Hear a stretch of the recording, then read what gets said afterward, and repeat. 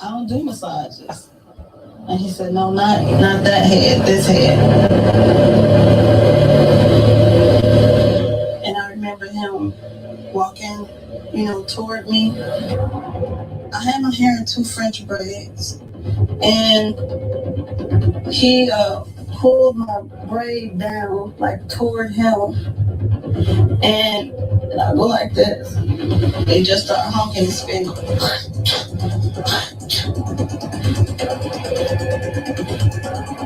He spit like. He spit 7 times. I did like this, and he just started going. He did like six times. I'm a little disappointed in Lifetime. The direction they went with the show wasn't what I thought it should be going in, which should be healing and raising awareness and speaking positively about what we're doing now. They're not doing that. They're being really messy. They're adding new people in there that aren't credible.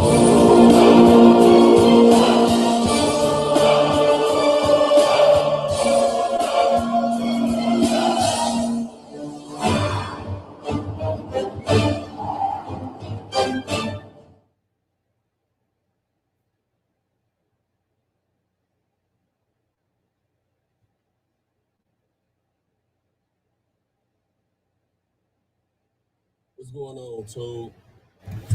Trent St. James here, the host and the lead anchor of the Opinionated News Network. I wanted to make a real video today just to show you guys how R. Kelly's attorneys need to argue this case against Lanita Carter, also known as Lanita Moulton, also known as the Lanita Moulton Win.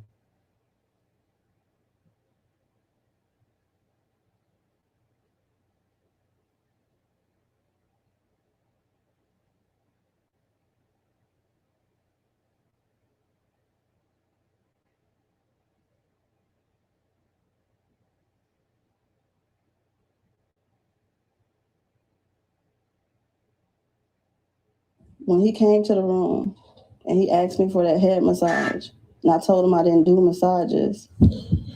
What cosmetology school can you go to where you never have to massage someone's head?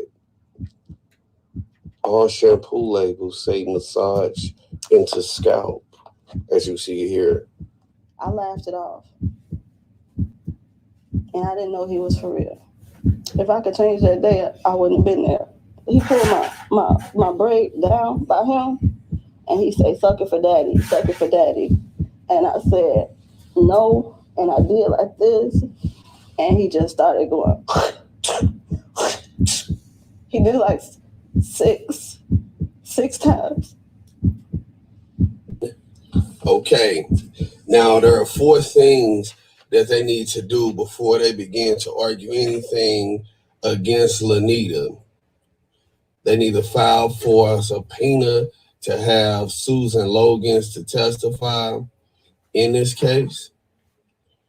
They need to bring a box of Kleenex because Lanita Moulton or Lanita Carter is one of these people that's gonna cry on the stand. I guarantee she's gonna cry on the stand. So you need to bring your box of Kleenex, but that's not one of the 4 things. That's just a no. All right, they need to file a motion to subpoena all of her medical and mental health records. They need to get any history of a mental health or medical records, because I guarantee you in this case, it's going to be grounds for an appeal. And you know that it's going to be grounds for an appeal because I guarantee you that the prosecutor's office is going to suppress discovery. I pretty much can guarantee that the prosecutor's office is going to try to suppress discovery. If you don't know what discovery is when your lawyer files a motion to discover what's going on in your life in order to find out what type of witness you are, what's your validity and what's your credit as a witness, so on and so forth. The next they need to do is they need to file a motion to figure out when she started and when she stopped receiving public assistance. Also, they need to file a motion to put their dick sucking tape into evidence. Now, I would love to get it down, just like her. I mean, hit from the back and side, and I thought I rolled like a pro. But I didn't want myself to be a black hole because I was far from getting old. But I thought that shit was cool, just like you. But who could I blame? Was it my mama's fault for not putting me up on game? Or was it society making me feel like I had to fuck whoever said hi? May 23rd, 1996. I mean, it slowed me down for a second, but I was tripping out there badly in the fifth. I couldn't let my addiction get neglected. I just couldn't stop sucking dicks because I was sucking fast like I was intoxicated. Because the nut was like a drink and I was inebriated, meaning never sober. But I had to wake up though. And not because I was tired of being that slut though, but because she had reminded me of me.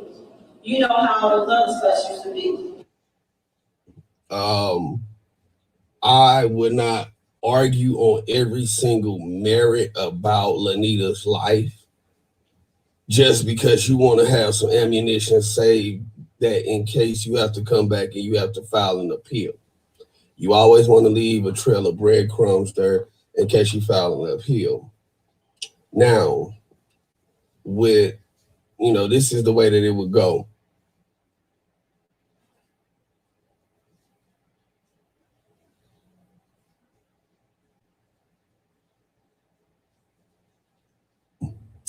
They would come in, the prosecution's office, they would give a testimony, they would say something along the lines of, they would talk to the jurors, they'd say, we the people, the state of the United States government in the Northern District of Illinois, we're bringing forth these cases today. One crime, 3 counts against the defendant, or Robert Sylvester Kelly, committed on or about February 18, 2003. We will call into question the defendant's past behavior. We would like to note that he is under several indictments right now in both state and federal courts in 3 different states. And we also want to call into account just his history, and they will probably bring in some of the Gayle King interviews and things like that of that nature, right? And so they're probably gonna have the old original police reports, if any exist, about the crime that took place in 2003. So that will be the prosecutor's office. That will be the way that they will argue it. Now, if you're a Greenberg comes in, he's gonna say, hey, well, I'm gonna be Greenberg or whatever. So this is St. James Law right here, right? So my defendant is defending him, my client is the defendant in this case. He's defending himself against said allegations levied on him by the prosecutor's office and the state's office as well from the United States government. I'm going to seek to prove to you today that this witness has no case against my client.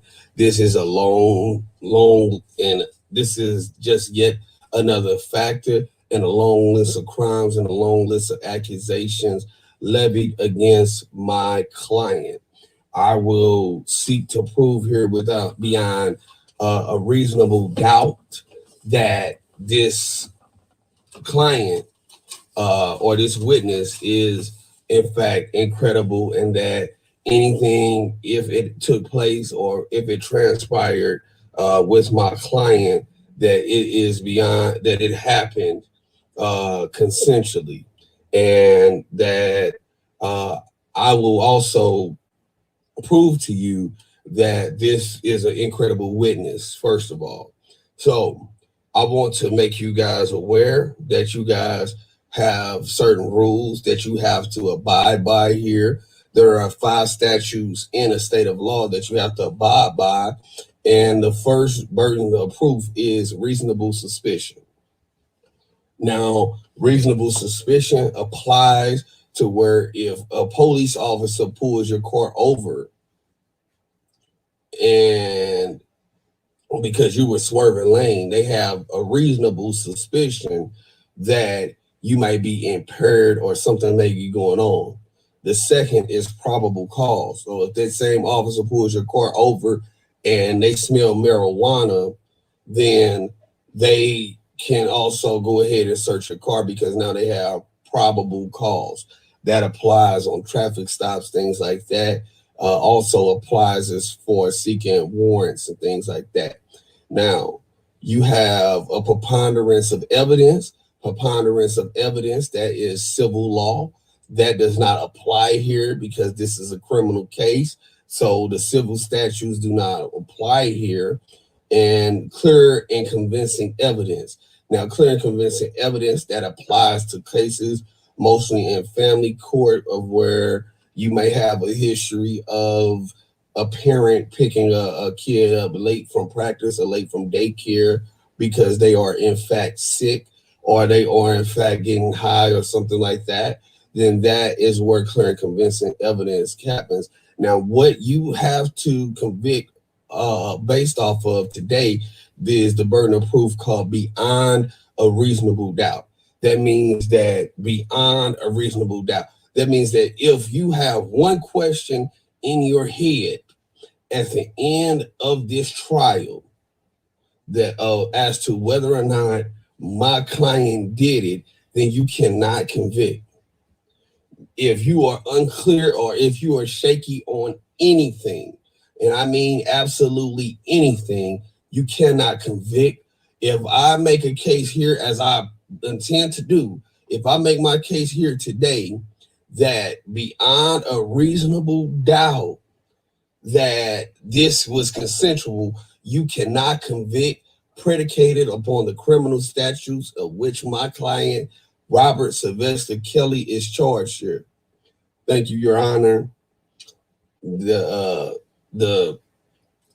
defense has we have conceded our opening arguments. So this is where you get off into the case. And so, the first thing that it will happen is that the prosecutor's office, they get to submit their witnesses, of which, if they have any witnesses beyond Lanita, they're going to call them up first, and they're going to have these people testify as to what happened.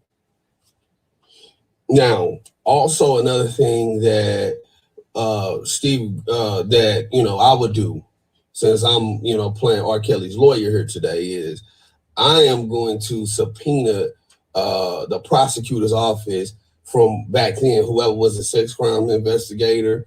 I had her name. I'm sorry. I will put this in on the edit of what her name is. I'm going to subpoena her. I'm going to subpoena the police officers who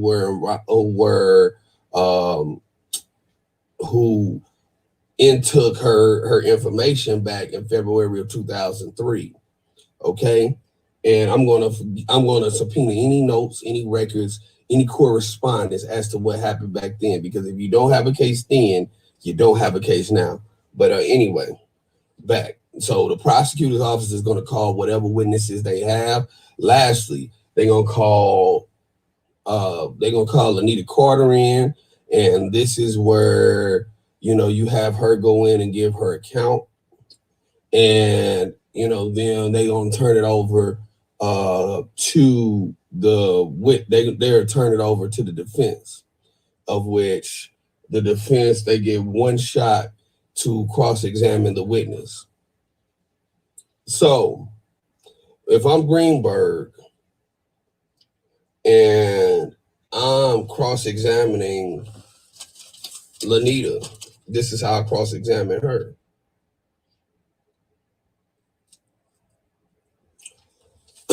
How you doing, Miss Moulton Wynn? I want to show you respect and call you by what you're going by now. How you doing, Miss Moulton Wynn? You know, I'm gonna walk over to her, hand her a box of Kleenex because she's gonna be trained to cry on that stand to affect the jury. So I'm gonna walk over to her, I'm gonna hand her a box of Kleenex, and I want to say, hey, I just want to get your account of what exactly happened back in 2003. Okay. Then I'm gonna ask her, it said that you received some checks as it pertains to my client, Robert Sylvester Kelly, totaling about $750,000. Now, I see here that you were divorced 2003. Could you explain that for me, please? On about September the 19th, 2003, you filed for a divorce. You filed a petition for a divorce. Can you explain that? To which she would have to explain. Now, in your divorce case, you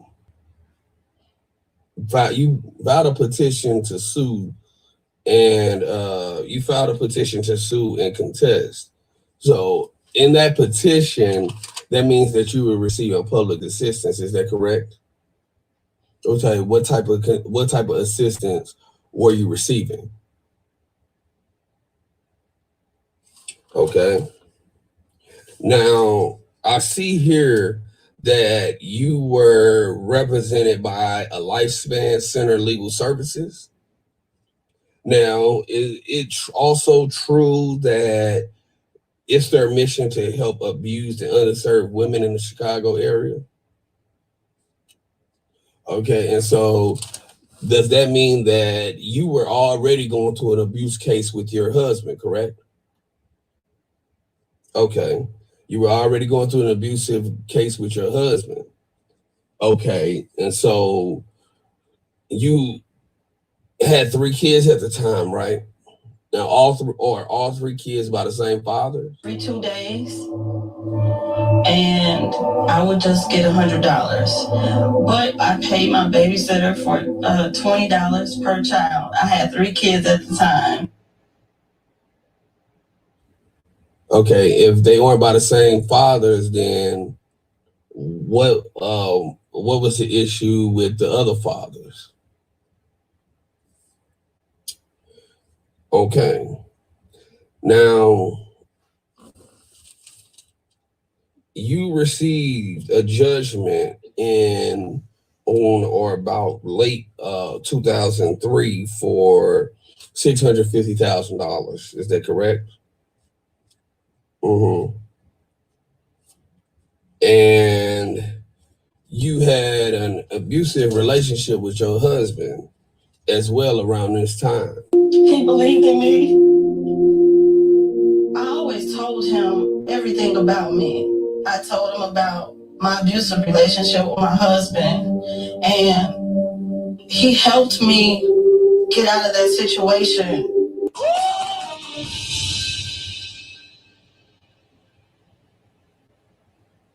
Wait a damn minute. Wait a damn minute. Me. Yeah.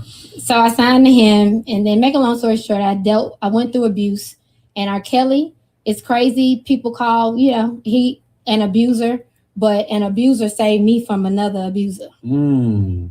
We're saying the same thing like a synonym. Okay.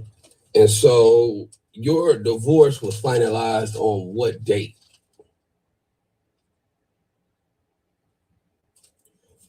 In 2004. And so when you received this judgment in late 2003, did you take that into account when you filed your petition to sue? Okay, because that money should have been counted as income. And so let's look at this.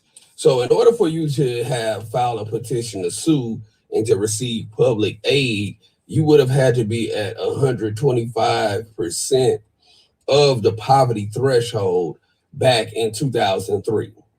You would have had to be at 125%. Now, with a family of four, because you have said that you have 3 children, right? With a family of four, the poverty threshold would have been $18,000, $18,400. Is that correct? All right. And so roughly that breaks down to about $8.85 an hour that you would have had to be making from a job to be above the poverty threshold with 4 kids, correct? Okay. That's about $353.84 a week. Okay. Now the federal minimum wage at that time was $5.15. Okay.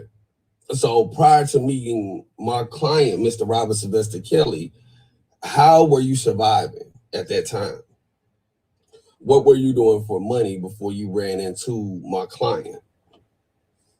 Okay. Was your husband taking care of you? Or where were you working at? Okay. And you know, how much were you making? Now, okay, let's move along. All right. And so you received this judgment of $650,000 back in 2003. Okay. Now, your lawyer's fees for that, since it's greater than $311,950, that means that your tax on that, it would have been taxed at 35%. Is that correct? So when you tax that at 35%, you're left with roughly $411,000, right? Of which you also have to pay your lawyer another 35% on top of the 35% that you had to pay the government, correct? And so again, we have, what is this? 227, $500 times 2, okay, $455,000 roughly, right? Out of 650,000 minus 455,000. Okay, you left with about 195,000 bucks, give or take, right? Okay, so that puts you at roughly about, during the editing process, it was found that she was about 11 times above and the so poverty threshold. when you filed for your petition to sue and your divorce settlement that was finalized in 2004, you weren't being honest during your divorce proceedings. Is that correct? Mm-hmm. All right. And so during this time that this settlement was taking place, how did you become a client of the attorney David J. Pritchard? How did you become her client? Okay, because it seems as though you were already working during that time, you were already working with Lifespan Center Legal Services to dissolve your marriage. Okay, and you are saying that criminal sexual acts, they happened against you during this time. Is that correct? And you went to the police about them, right? Okay, and if you were dealing with Lifespan Legal Services, why would you contract another lawyer during this time to go and handle an issue that is in the same domain as an ongoing issue that you have? Because it says right here that the Lifespan Center Legal Services, it helps underserved and abused women So why did you seek somebody else to help you on an issue that comes from being an abused woman who may have had sexual mistreatment? That is within the scope of Lifespan Center Legal Services. So why did you seek to have another attorney? Now, did Susan Logan's reach out to you? Okay. And also, when you went on CBS, Michael Avenatti was your lawyer, right? Okay. And so, in two separate cases, you would have paid case, attorney David Pritchard. Paid attorney Logan's $227,000, right? So let me grab a calculator because I'm not as great in math as I used to be. So let's see this. You grade her another $227,500. And then you have another case where you pay her $35,000 for a whopping total of $262,500. Okay. Now, why was Michael Avenatti your lawyer when you had done $250,000 worth of business with attorney David J. Pritchard of Pritchard Law? Also, we see here that Michael Avenatti is not licensed to practice law in the state of Illinois. And so did he approach you? I mean, did he solicit you as a client? How did you get to Michael Avenatti when he's not, licensed to practice law in this state? I mean, attorney David J. Pritchard. Dr. Logan, she still has a practice. She's still available.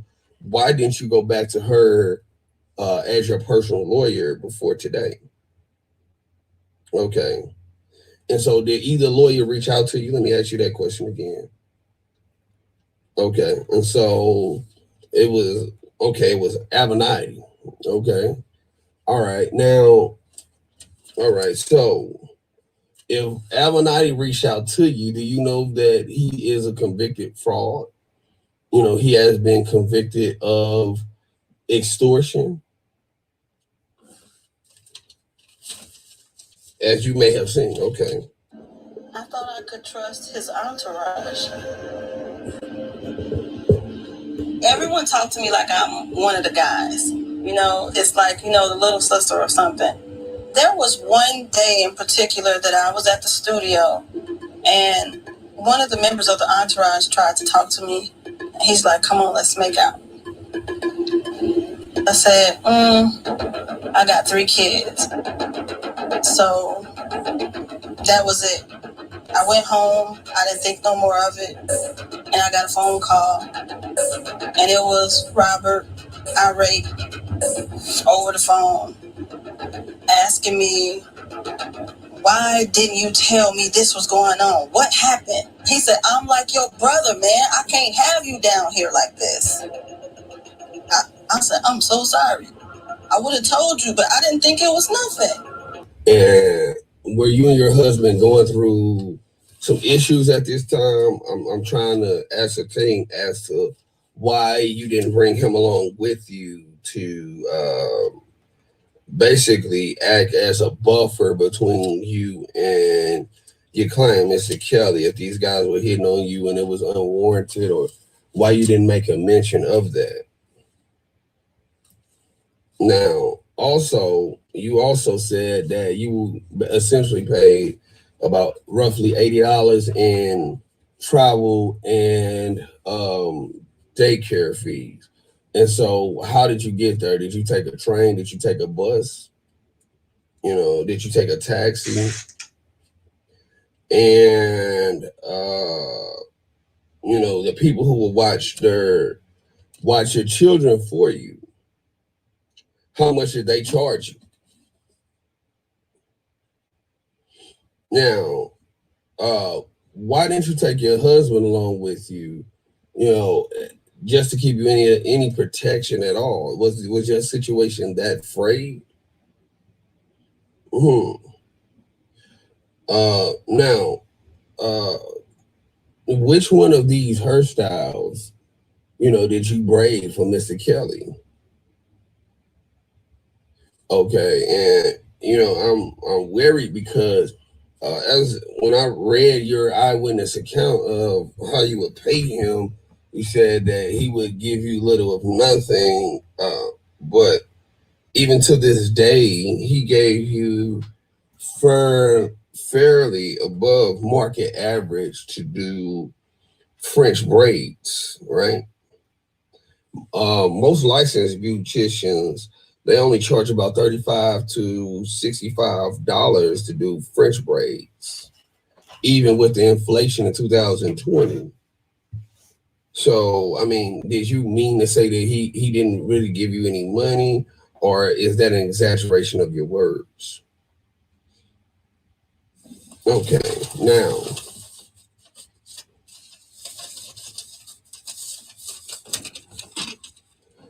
all right. So you received roughly about $288,932, give or take, 20,000 one way or the other, right? All right. Now, if you received your check in late 2003, prior to dissolving your marriage, why did you file that petition for public assistance? Did you knowingly seek to defraud the government and the taxpayers of the state of Illinois? Now, also, do you understand that my client was out on bail when you alleged that he sexually assaulted you, and that during this time it would have been a revocation of his bail agreement had a police report have come in saying that he sexually assaulted you? Now, are you saying that the Chicago's police and the prosecutor's office, that they failed you? And what has restored your faith in them today? Attorney Kim Fox with a target on her back named Jussie Smollett. What we saw in that case is somebody got a free pass because he was able to pay money and he was politically connected. And that's not right. My opponents only want to talk about the Jussie Smollett case because they don't want to talk about the record of reform and public safety for the last 3 years. Jussie is one example, but it's a big example because when you screw up a big case, the public doesn't trust you to handle any other case. But Bill Conway also found himself under fire, his campaign mainly funded by nearly $8 million from his father, who runs the Carlyle Group. The Carlyle Group, which is a firm that has heavily invested in military weaponry across the globe, including weaponry that's used by police departments here. Fox drew fire for raising the threshold from $300 to $1,000 for theft cases to be prosecuted as felonies. Illinois has one of the lowest felony thresholds for retail theft in the country. 47 states have a higher threshold. If we want to dismiss a whole segment of people that are committing crimes in our city and in our county, then go down to Springfield and make the changes there. When the Chicago Police Department and when the prosecutor's office told you that they wanted to try this case, now and they failed you back then, what made you try your case today? Or are you under any type of agreement with the prosecutor's office? Have they promised you any type of result or anything like that? Hey, y'all, this is the beginning of Trent Cochran on the case right here. If the glove don't fit, he ain't do that shit. Okay. And so they failed you then, but they're helping you out now. Then, I mean, why did you go on CBS and tell the stories that you told? And also, you said that you are speaking up now because you want to come out and you want to help the girls, and you are concerned and you want to be just a beacon of hope for younger women who may be going through similar cases. Is that correct? Now, it said that, you received, you would have received roughly, $750,000 in claims against my client, correct? Okay. Now, you would have had about, let's just say here,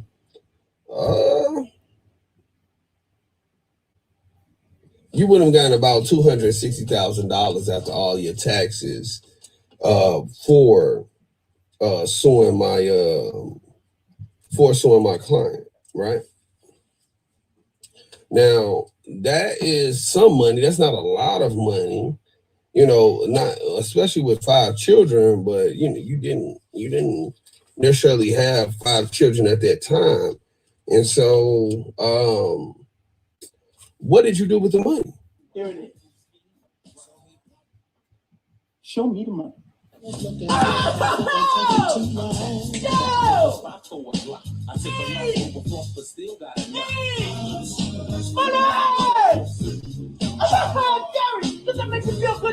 money, Lanita? Where the goddamn money, Lanita? Show you the money. Oh, no, you can do better than that, Jerry. I want you to say what you would mean, brother. Hey, I got Bob Sugar on the other line. I better hear you say it. Yeah, no. Show you the money. Not show you. Show us the money, Lanita. Show me the money. That's it, brother, but you got to yell. Show me the money. I need to feel you, Jerry. Show me the money. Jerry, you better yell. Mm-hmm. All right. Okay. And so now, when did you receive your payout? Okay. And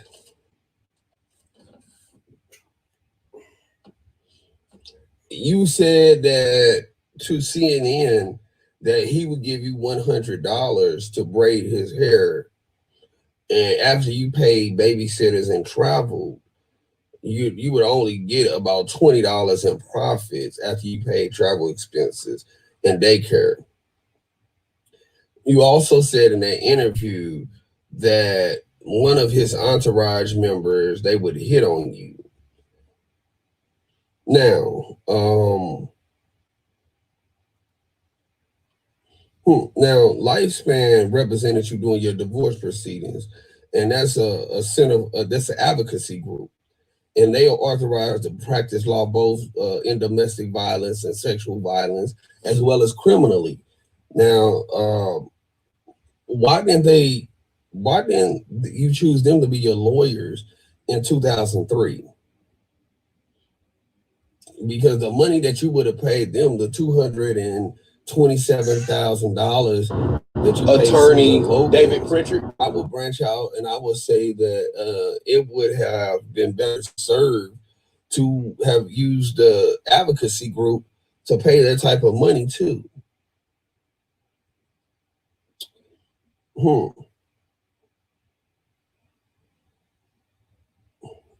It would have even gone on to help more women in similar circumstances such as yours. Now, I want to bring something to the court's attention. You think when you were watching that, felt like it should be a crime to publicly tell a story that he able to get on television and lie? Did seeing that interview embolden you to want to speak even more? Yes. It's actually the reason that I'm here. You sued my client back in 2003. And then you came back and you got another $100,000 on top of $650,000, according to your testimony. 15 children. I say it's $125. What does that equal? More money, more money, more money. In 2009. And you said exclusively that my client made a song about you. Now, when my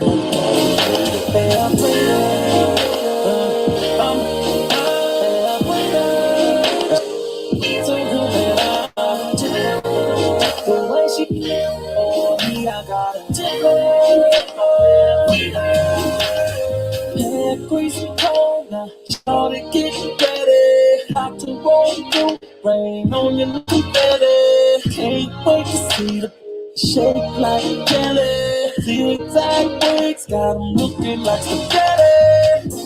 She like me, she sexy. Client made this song about you.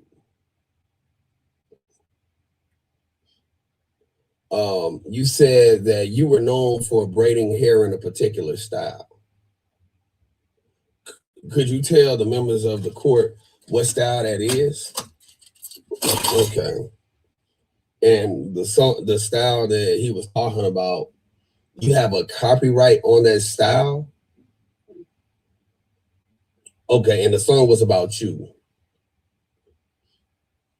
Okay. And what exactly happened with the money that you had profited from the settlement agreement that you had back in 2003?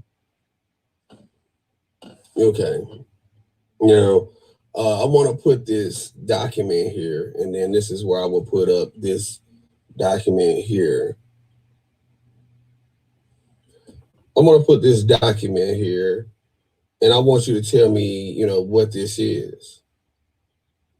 Okay. And so the legal aid attorney, you were being sued for $1,000. This was finalized. You actually skipped court for this around the time of 2008, roughly. You were being sued for $1,000. And again,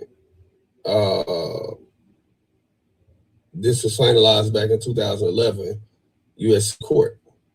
Now, I also want to, bring into question of here where you were, it looks like here you had some type of child support agreement where you were taking to court Daryl Rice. Okay, and this is a joint action complaint. Okay, all right. And so were you taking Daryl Rice to court for child support? Okay, in 2020. Okay. All right. And so, do you have you gone to child support court for all of your kids' fathers or just this one? Okay. All right.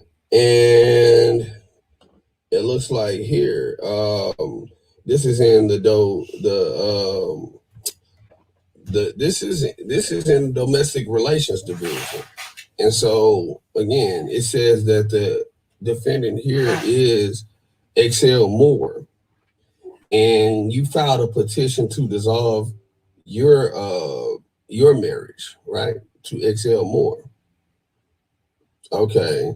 And when you file your petition, then the action, it involved children, right? Okay. And you also filed an order of protection, emergency order of protection. Okay.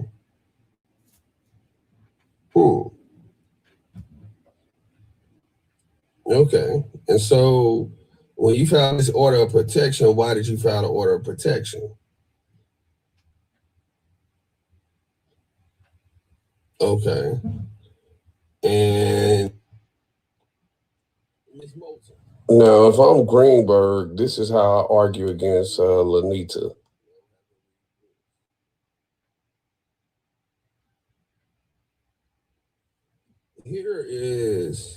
This is a declaration of foreclosure.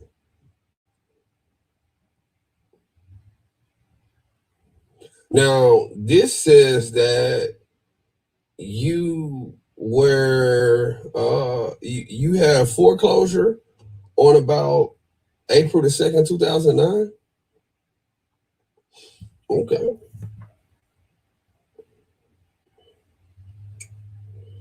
What about here?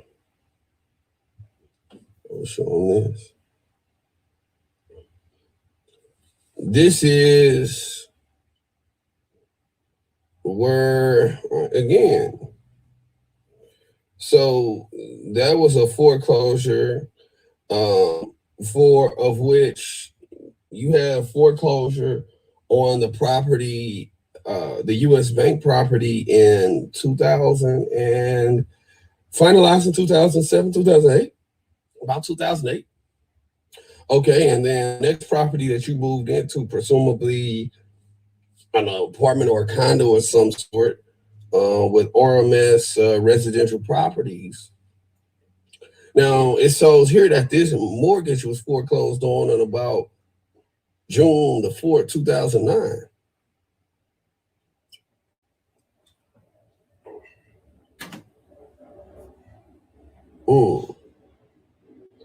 And so, just can you speak on that?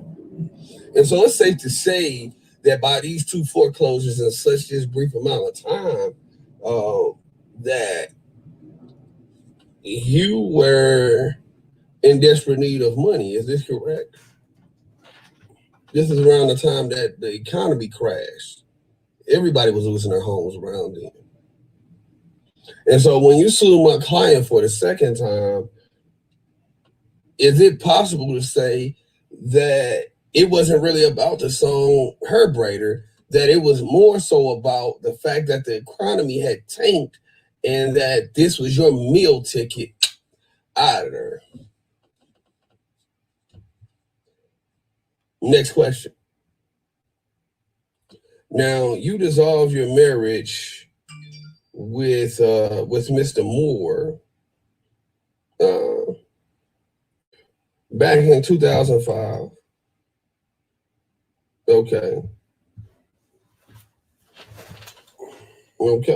And so I would like to know, during this time, where were you working? And was this during the time that you were a beautician by any chance? Okay. And what has you here today?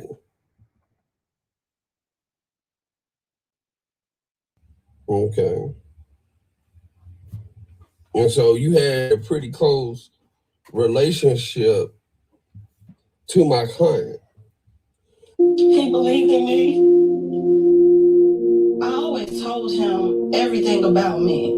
I told him about my abusive relationship with my husband, and he helped me get out of that situation. And so now it says that you are a nurse, a nurse, right? So you went to school for 3 years to become a nurse, starting in 2015. And so what did you do between the time of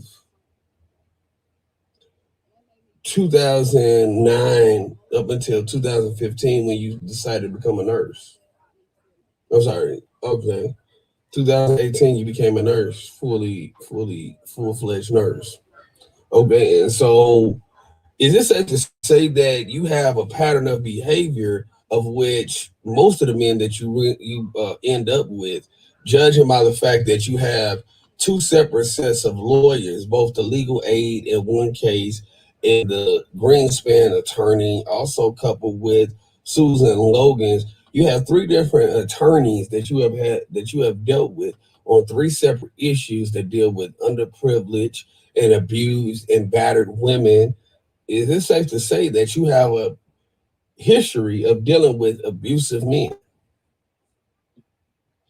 And so what is it about you that every man that you deal with, or a lot of the men that you deal with, end up being abusive? What role do you play in that?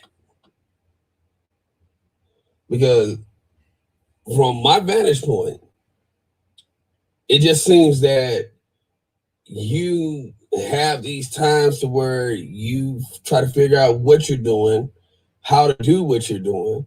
And then once you can't figure it out, then you come back and you try to cash a check on my client. And the history shows that you received 2 settlements for it. Those settlements weren't enough. You have 3 lawyers of where you have ran into separate domestic issues with at least 3 other men that you have been with.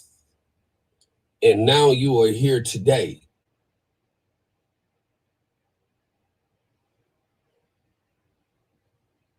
who took out the bad and kept the good in there, who preserved this for you and stored it for you so that an event that transpired on February 18th, 2003, that you were able to submit it to the prosecutor's office in about March of 2019. This is the first time that we've seen you. Who preserved it for all of these years for you, Miss Carter Wynn Moulton?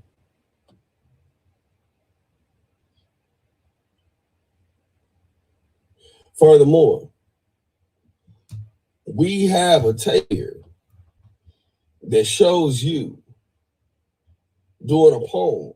Do you remember this? And in here you said, I had a fetish and a thing for sucking dicks back in 1996. 23rd, 1996. I mean, it slowed me down for a second, but I was tripping out there badly in the fix.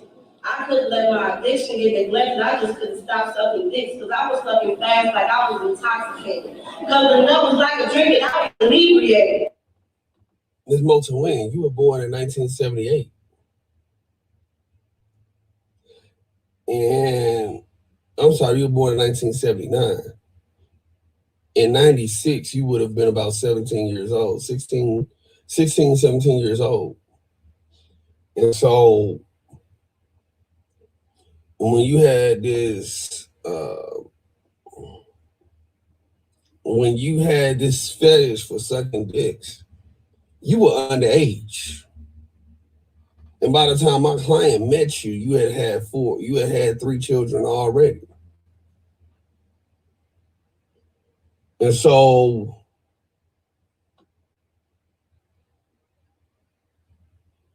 you had an abusive sexual history with men far before you met my client, Mr. Kelly. Far before you met him. That's all. No further questions. Andrea Kelly. We coming for you, nigga.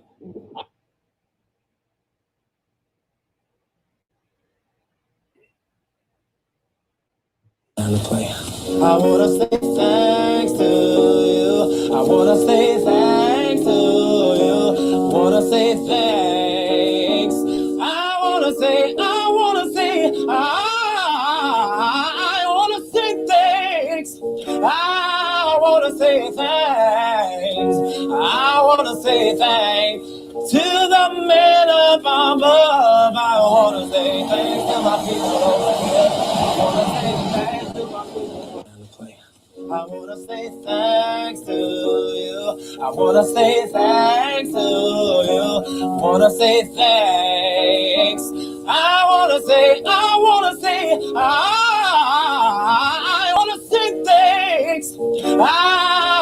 say thanks.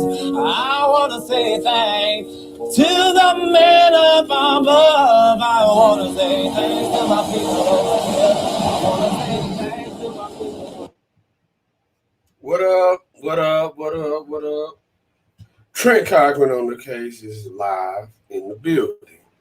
Y'all see where I started from. These was the first. This is how I came onto this YouTube platform. You know, chopping this shit up like that right there. And they say, Trent, do you ever sleep? No. Hell no. Hell no. But listen, while some of y'all are here, while everybody's attention is here, let's go ahead and get off into what's going on with this plan. All right. Now, if you are a fan of Greenleaf, the Greenleaf TV show that was on Oprah's network, then that show has ended, but the producers of that show are going to do a new series called Delilah. All right. And this will star one of the people from Blackish and How to Get Away with Murder, and Mara Hill in the lead role. Now, this is going to be about Delilah Connolly, a headstrong, high-principle lawyer in Charlotte, North Carolina, who left a demanding white shoe law firm a decade ago and basically set on her own. So she had to raise some kids, and now she's taking some of the cases that the big firms won't take. So that is definitely going to be a banger. You can bet your mother's sweet ass on it. All right? You can bet your mother's sweet ass. That is what is going to go on with that one. Pivoting right here into our next story. Let's give a second. Give y'all a second right now. This is the face of a man that's been locked up for the past 44 years. This is the face of a man that's been locked up for the past 44 years.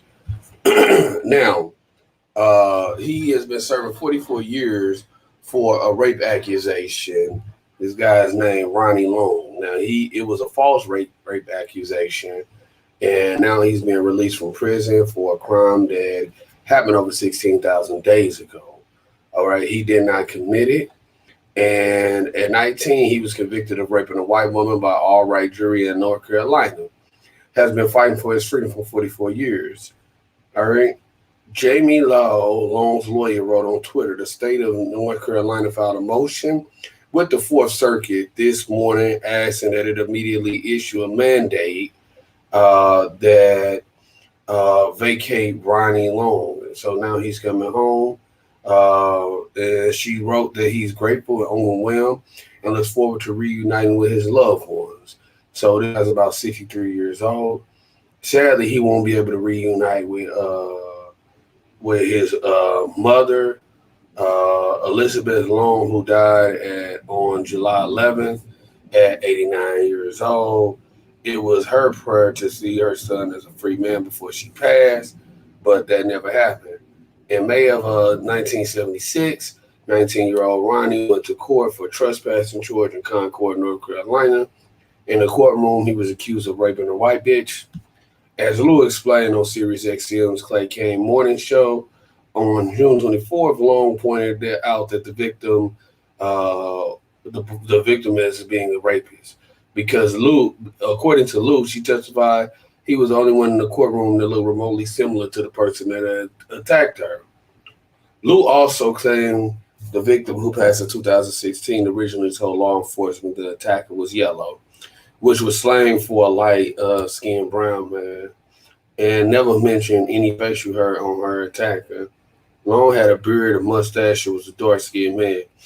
Additionally, out of the 43 fingerprints police collected from the rape scene, none of the prints matched Long's, the Charlotte Observer reported.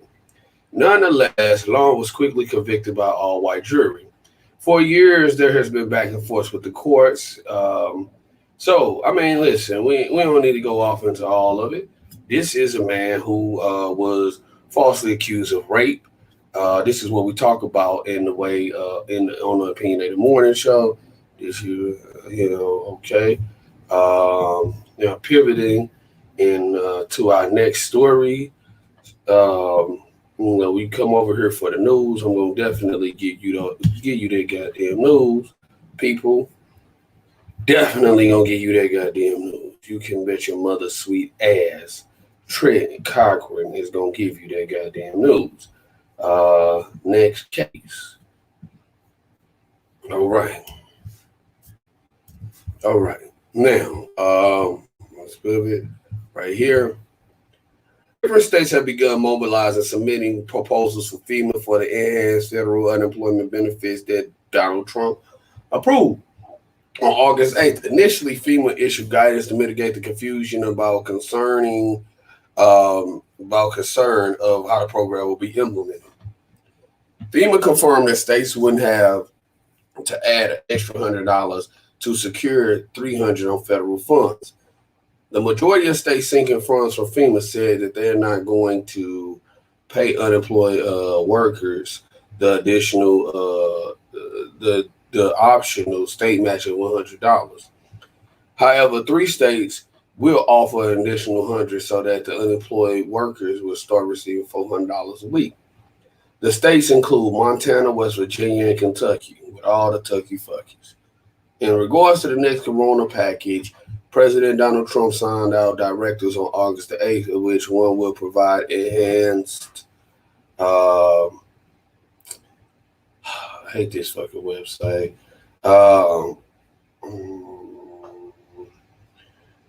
enhanced unemployment relief for at least 30 million Americans. The unemployment relief memorandum issued by President Trump required the federal government to cover at least 75% of a new weekly benefit of $400. State would then use money from the Coronavirus Relief Fund and other programs to cover the rest. However, that was interpreted by many states to mean that they would receive an additional $100 per week for the residents to qualify for the benefit. The Washington Post noted Trump further reinforced his interpretation through his verbatim comments from his press conference. I'm taking action to provide an additional $400 per week in expanded benefits. $400, okay, Donald Trump said. States will be asked to cover 25% of their costs using existing funding, such as the tens of billions of dollars available to them right now through the Coronavirus Relief Fund. Under this plan, states will be able to offer greater benefits if they choose to, and the federal government will cover 75% of the cost. So we're all set up. It's $400 per week, he added. So according to the Center of Budget and Policy Priorities, the budget shortfalls are expected to hit $555 billion. Therefore, many claim that it was impossible to fund an extra $100. All right. So your state's gonna have to pay y'all an additional $100. Right? Your state's gonna have to pay y'all an additional $100. Let me see here. Donald Trump said, listen, we're gonna give you 75%, but some of you raggedy ass states are going to have to step up. Y'all gonna have to pay what y'all weigh. All right. All right. Now, moving on to the next segment.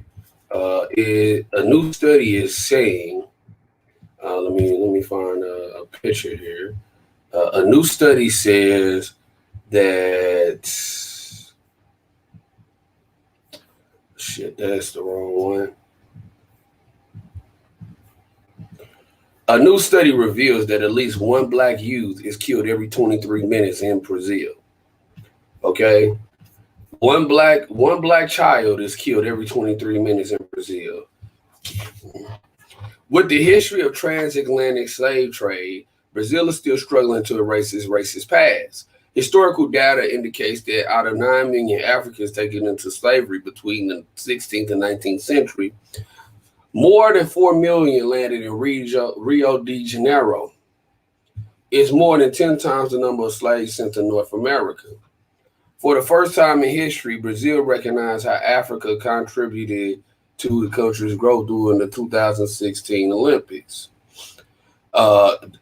Games. After many years of denial, they appreciated the impact of the enslaved people made on the country's history. In a place where the people of color still felt the impact of slavery, Afro-Brazilians thought it was a moment of change for the country. Afro-Brazilians mostly occupy low-income neighborhoods, and in the workplace, on average, Black Brazilians earn more than 50% less than what their white counterparts earn. You also witness this kind of partiality in the criminal justice, where the Blacks make more than 60% of the prison population. What's more, Black youths are dying at an alarming rate. In 2017, the Black Coalition that advocates on the behalf of Black anti-racist movements, the Permanent Forum on Racial Equality, called on the UN's Human Rights Council to look at the rate of targeted homicides of young Black Brazilians.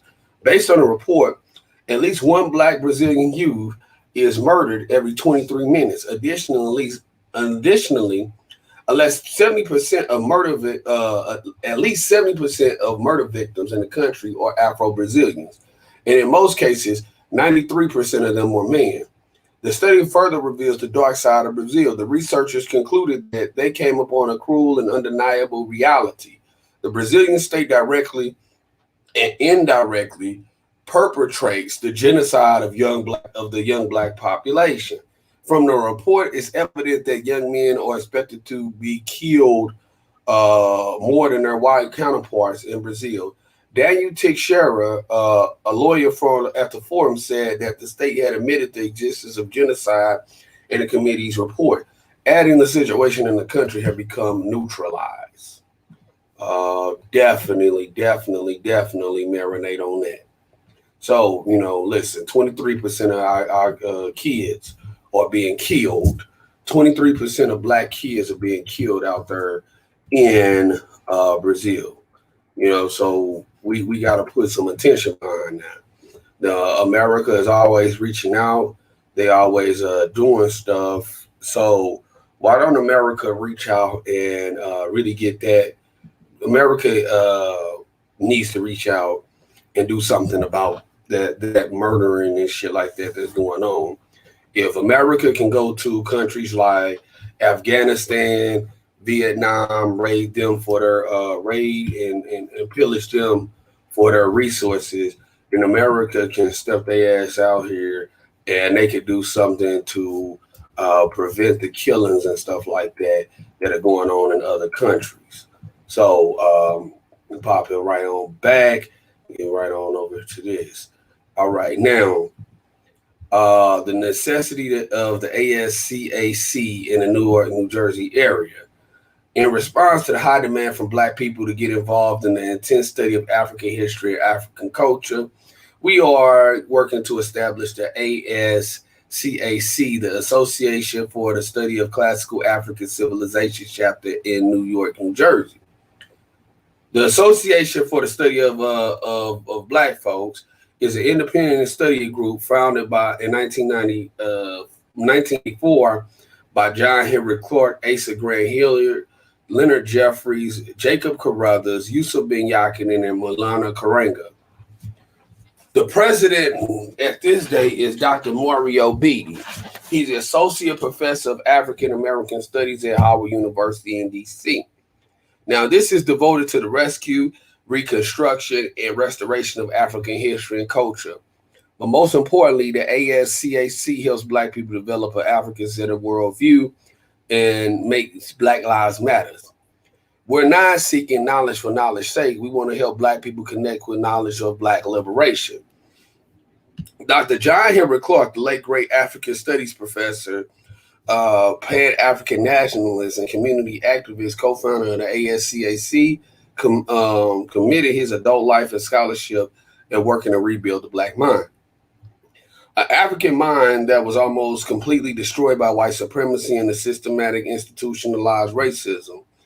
In his book, he notes that the African world revolution at the crossroad, he said we need internal cultural revolution is going to have to start inside our minds. We will use the wisdoms and the resources of the ASCAC as a vehicle to help liberate our minds from the grips of European and Arab domination. The murder of George Floyd, an unarmed Black man killed by the Minneapolis Police Department on May 25th, 2020, has angered but inspired the masses of Black people in America to fight for social justice. Mass rallies have taken place under the banner of Black Lives Matter to demand America and the world to respect the value of Black humanity. The struggle to take the Western world recognize Black people as human beings has been in existence for many centuries.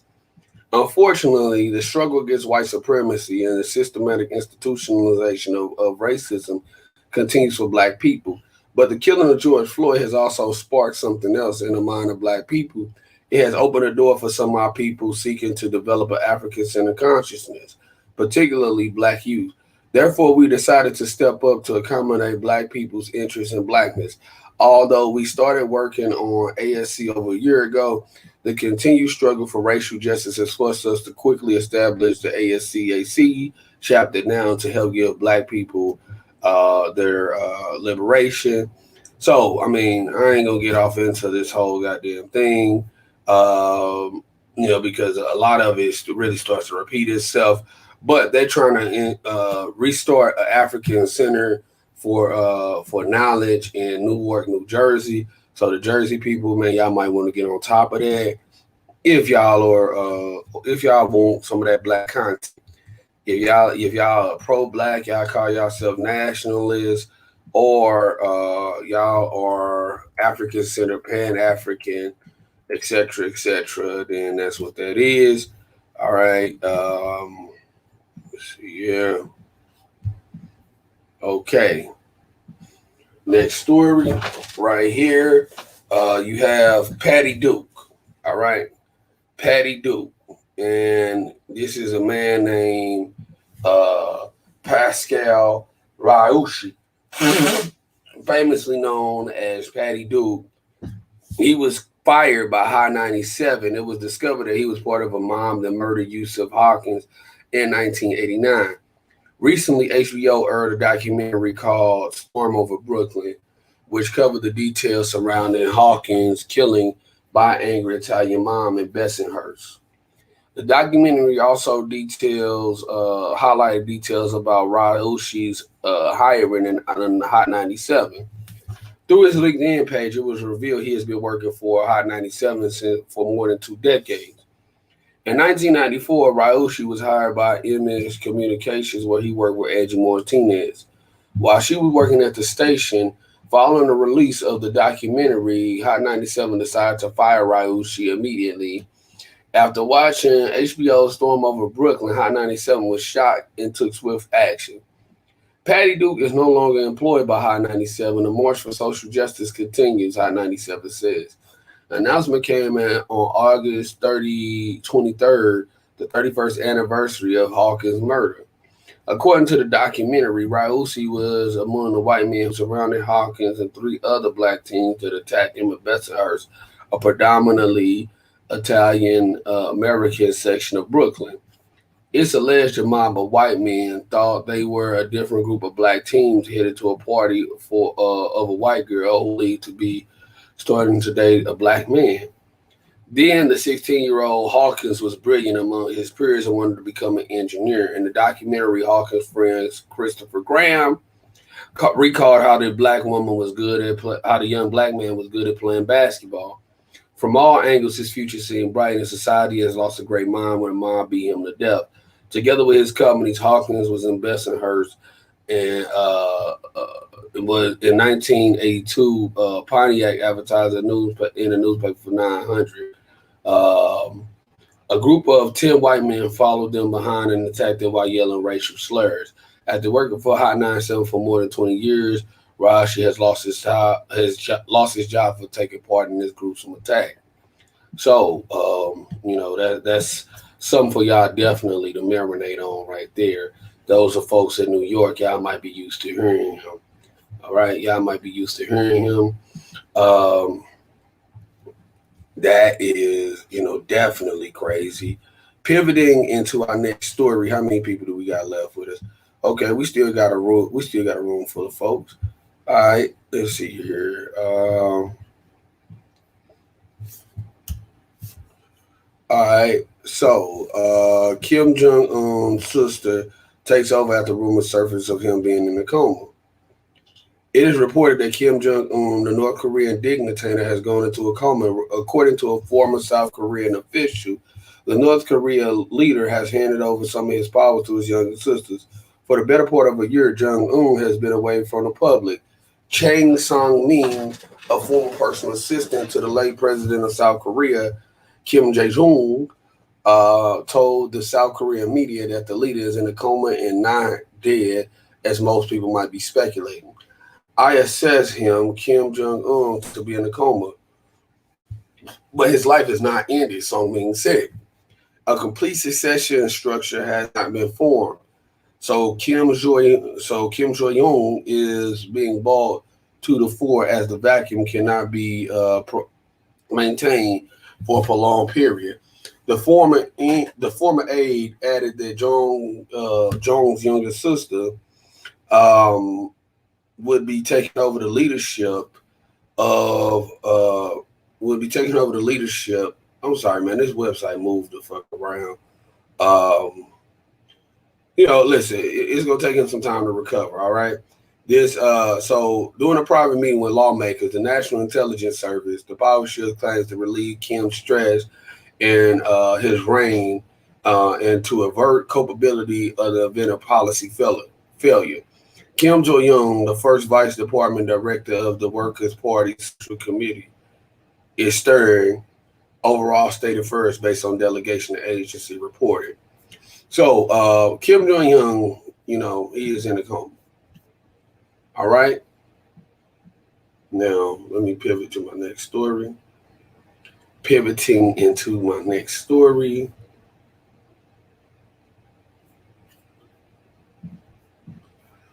All right.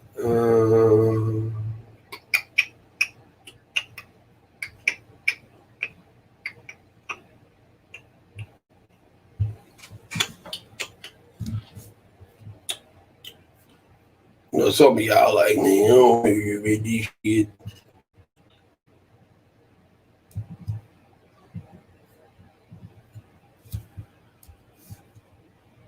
Okay, here we go. Appreciate y'all for staying with me. We almost through this.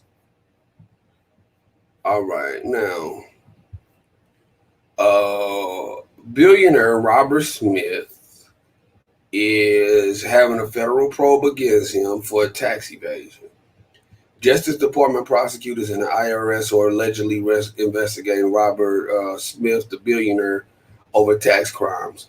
The billionaire who made news headlines when he pledged to settle his debt to Morehouse college students last year is now facing a federal probe.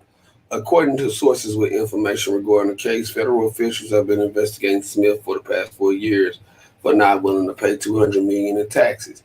It's also alleged that the billionaire transferred assets to offshore accounts to evade taxes. So far, Smith isn't facing any criminal charges.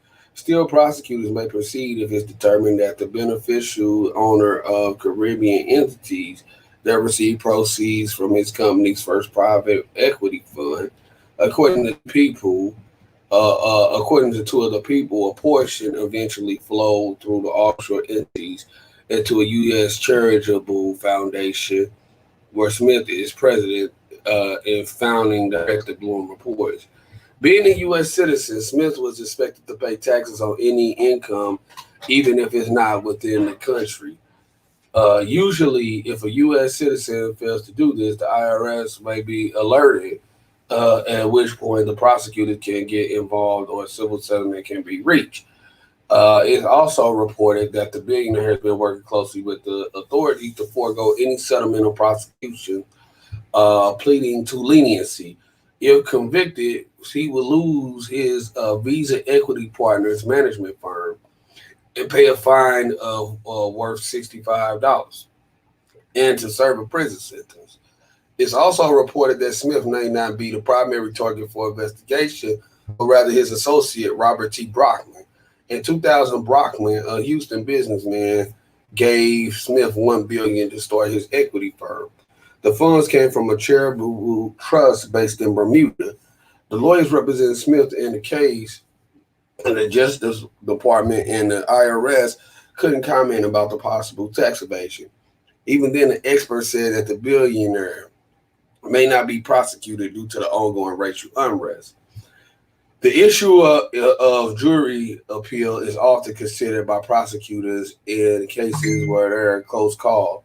David S. Weinstein, a former federal prosecutor in Miami who isn't involved in the case, said, so once again here, we basically got, let me pop my face on here. Once again here, we basically got a nigga that made a power move. The power move that this nigga made has people upset, all right? When he threatened, well, not even threatened, when he said he wanted to pay all of the student debts for people that went to HBCUs, then now they got a probe into him. And then he's a black man and got $1 billion for to start up his company. Now, due to the racial practices of the banking system, this is how they systematically keep black folks oppressed, particularly black men.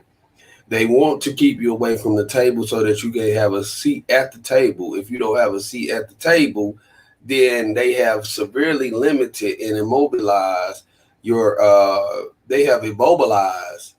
your ability to be a viable candidate or a viable participant in free market enterprise, which is a constitutional right and a naturalized U.S. citizen born birthright. So this is nothing more than a wild goose chase. They are investigating this man for failing to pay taxes on money he didn't even earn in America. I myself have worked overseas before. All right. If you work and earn money overseas, that money in most cases, as long as you are beyond the statute of limitations, it's not taxable. Again, this is him simply getting a lawsuit because he's a black man, nothing more, nothing less. And they're mad because he wanted to pay the debts for those black students who go to college.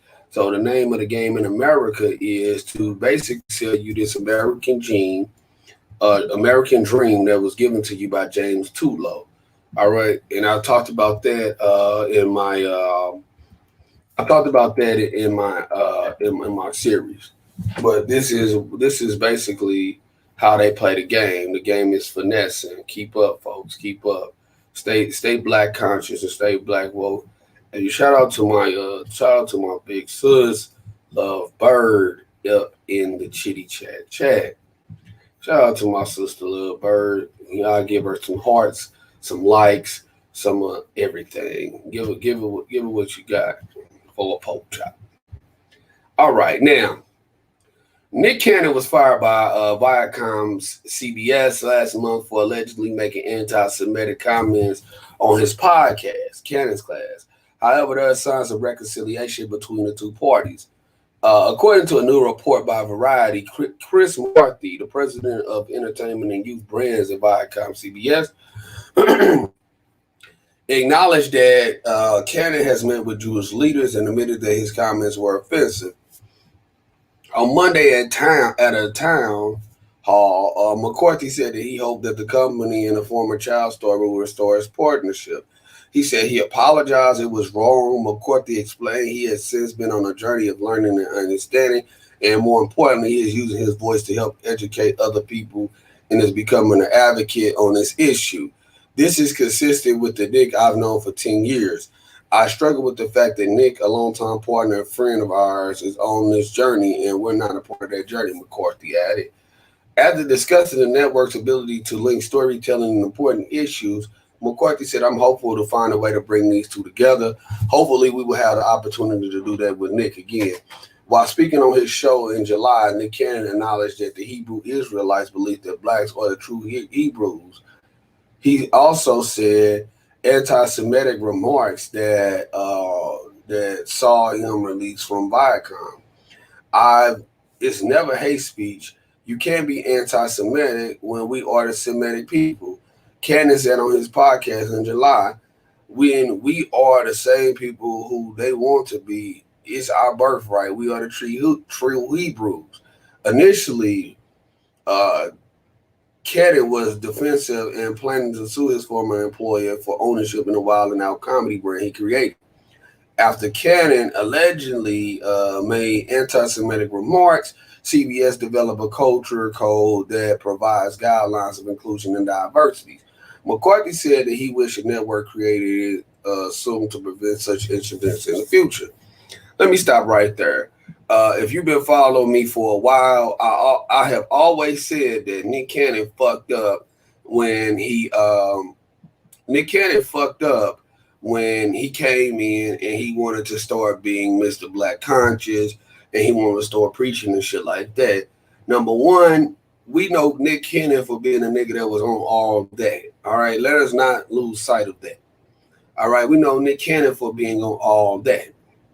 So when Nick Cannon wants to come in and he wants to begin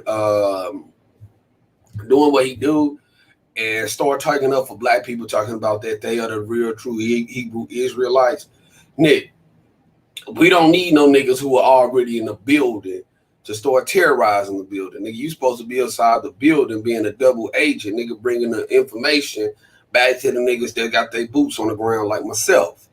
You supposed to stay up in there finessing, learning all of the tricks and learning everything that's going on inside the building with the white man. All right? Keep up. You are not supposed to be over here trying to be Mr. Black Conscious. Now, with that being said, Nick Cannon was right with what he said. Black people are the true Hebrew Israelites. The problem with all of that is that land, Israel, cannot exist because Jacob didn't exist. All right. Israel is the child of Jacob. How we know Jacob didn't exist? Abraham didn't exist. All right. So there is no Israel because the person never existed. So the argument about who is the real Israel, what's going on, Amber Renee? The issue that they're talking about as far as who are the real Hebrew Israelites, ain't no such thing as a real Hebrew Israelite because Israel himself never existed. And if anybody in here wants to argue that, please show me this person's grave. What's going on, Erica and Jamie and Juicy Love and Bird and Ed in Houston? What's going on, all y'all?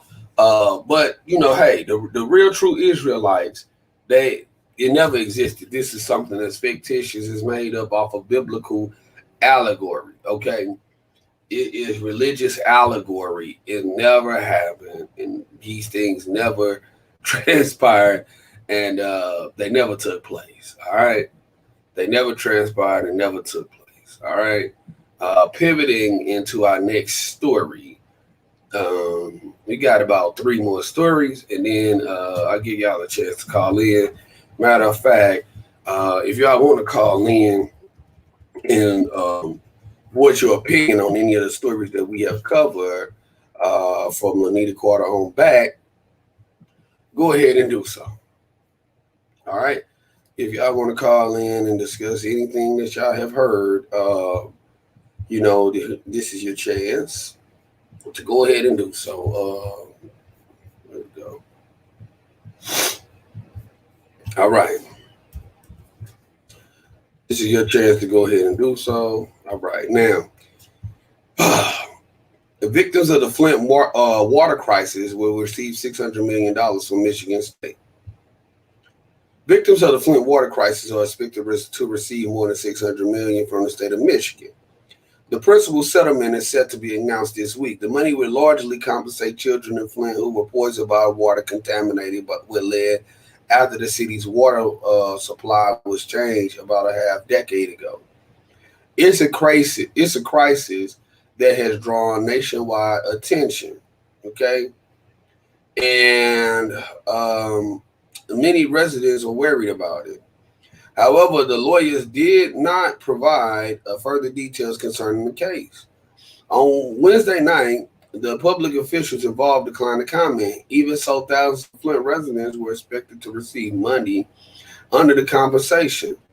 The federal judge will approve the settlement in Michigan. The amount to each individual will receive depends on the degree they are suffering and the extent of the damage.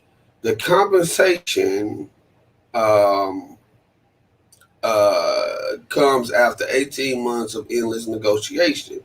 There was a heated debate on how much the state owes the victims of the Flint water crisis.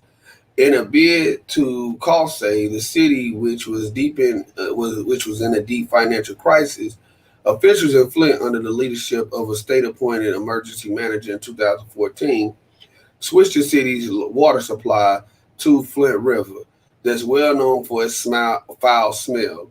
The city's officials didn't add corrosion controls to tap into the water. Later, the investigations revealed that lead and other chemicals leached into the old worn-out pipes, leaking into the drinking water supply. Some of Flint's residents realized there was something wrong with the water. In most cases, the water appeared green or light brown and would taste metallic. But most people began to fall sick, while others developed skin rashes, hair loss, and other symptoms.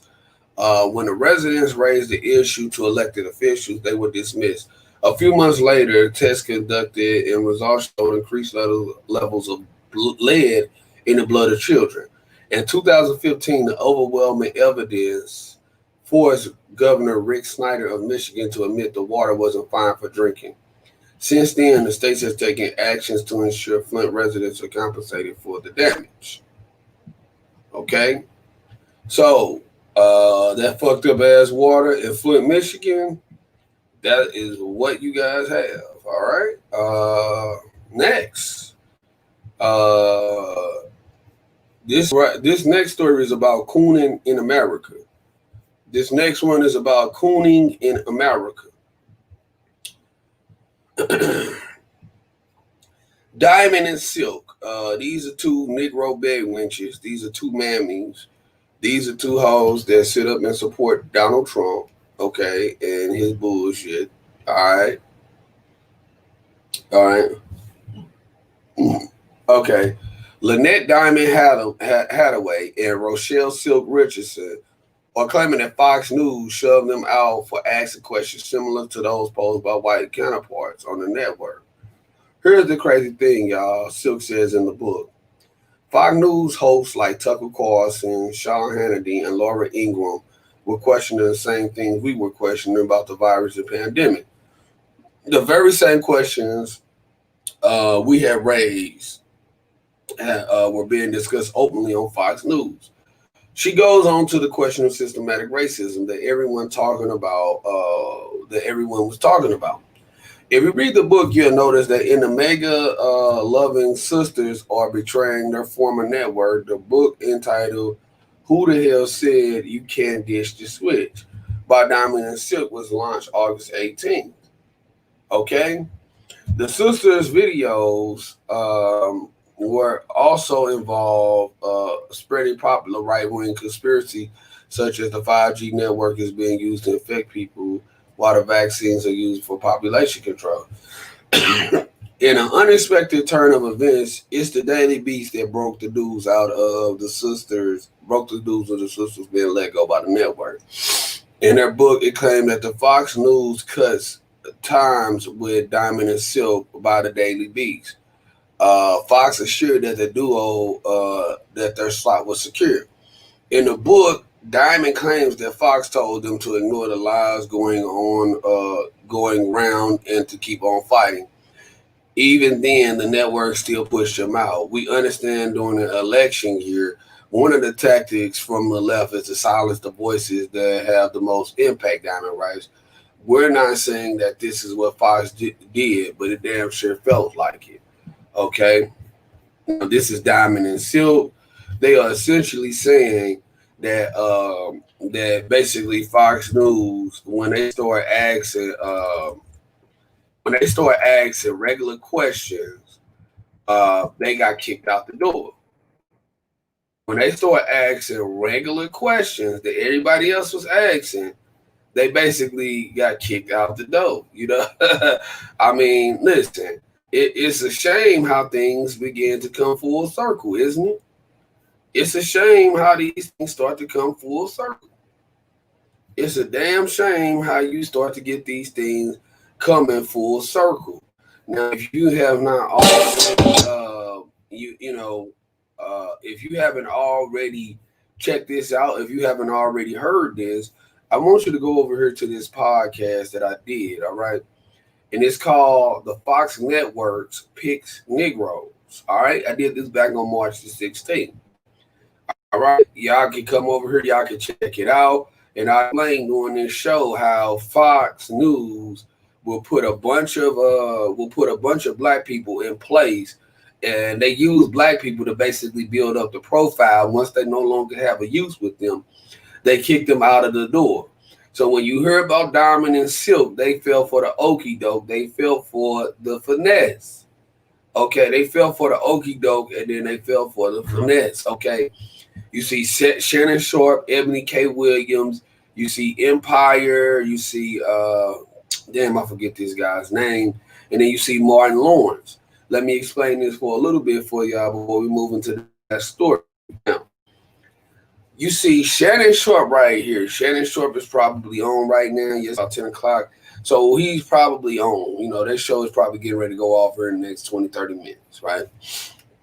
What Shannon Sharp essentially does is Shannon Sharp, when they started Skip and Shannon show, Undisputed, it's a sports show on FS1.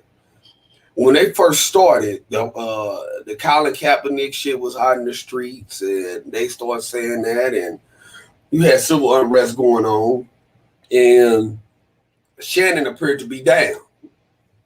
He came in strongly militant, strongly black. He came in basically talking all K shit that we do not normally hear on. We don't normally hear this stuff, right?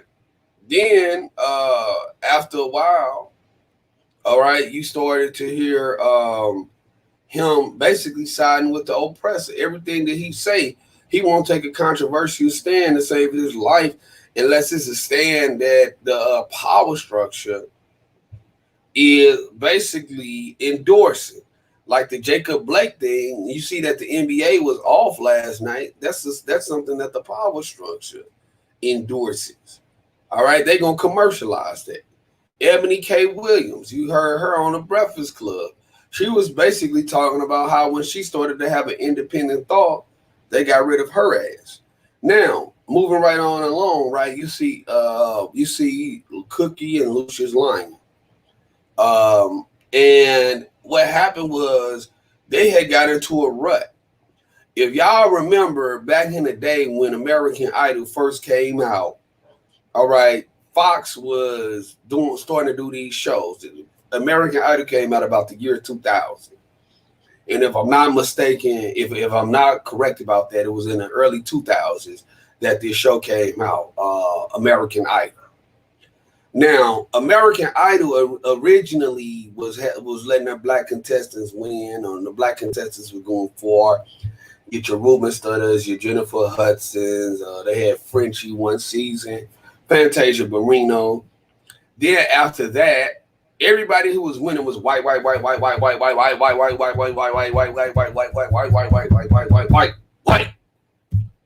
Everybody who was winning American Idol was white. And the one time that they let a black girl win in Jordan Sparks, you couldn't tell what the hell Jordan Sparks was. She was racially ambiguous. So now, the thing that made American Idol a success was that it was a show where black people could showcase their vocal skills versus white people showcasing their vocal skills, and the black folks, they was getting the first shot initially. That's important, very important to say. Black people was getting the first shake initially. After black people stopped getting the first shake, okay, and those of y'all who watch American Idol, please comment in the chat. Okay. Those of y'all who watch American Idol, please comment in the chat if I'm not lying, right? When you watch American Idol after a while, once what was it? Ruben Studdard won. Who came after him? Once around that time that Jennifer Hudson and Ruben Studdard and all of them was gone, then you would start to see people like regular bland singing ass white girls who would just come up in there. They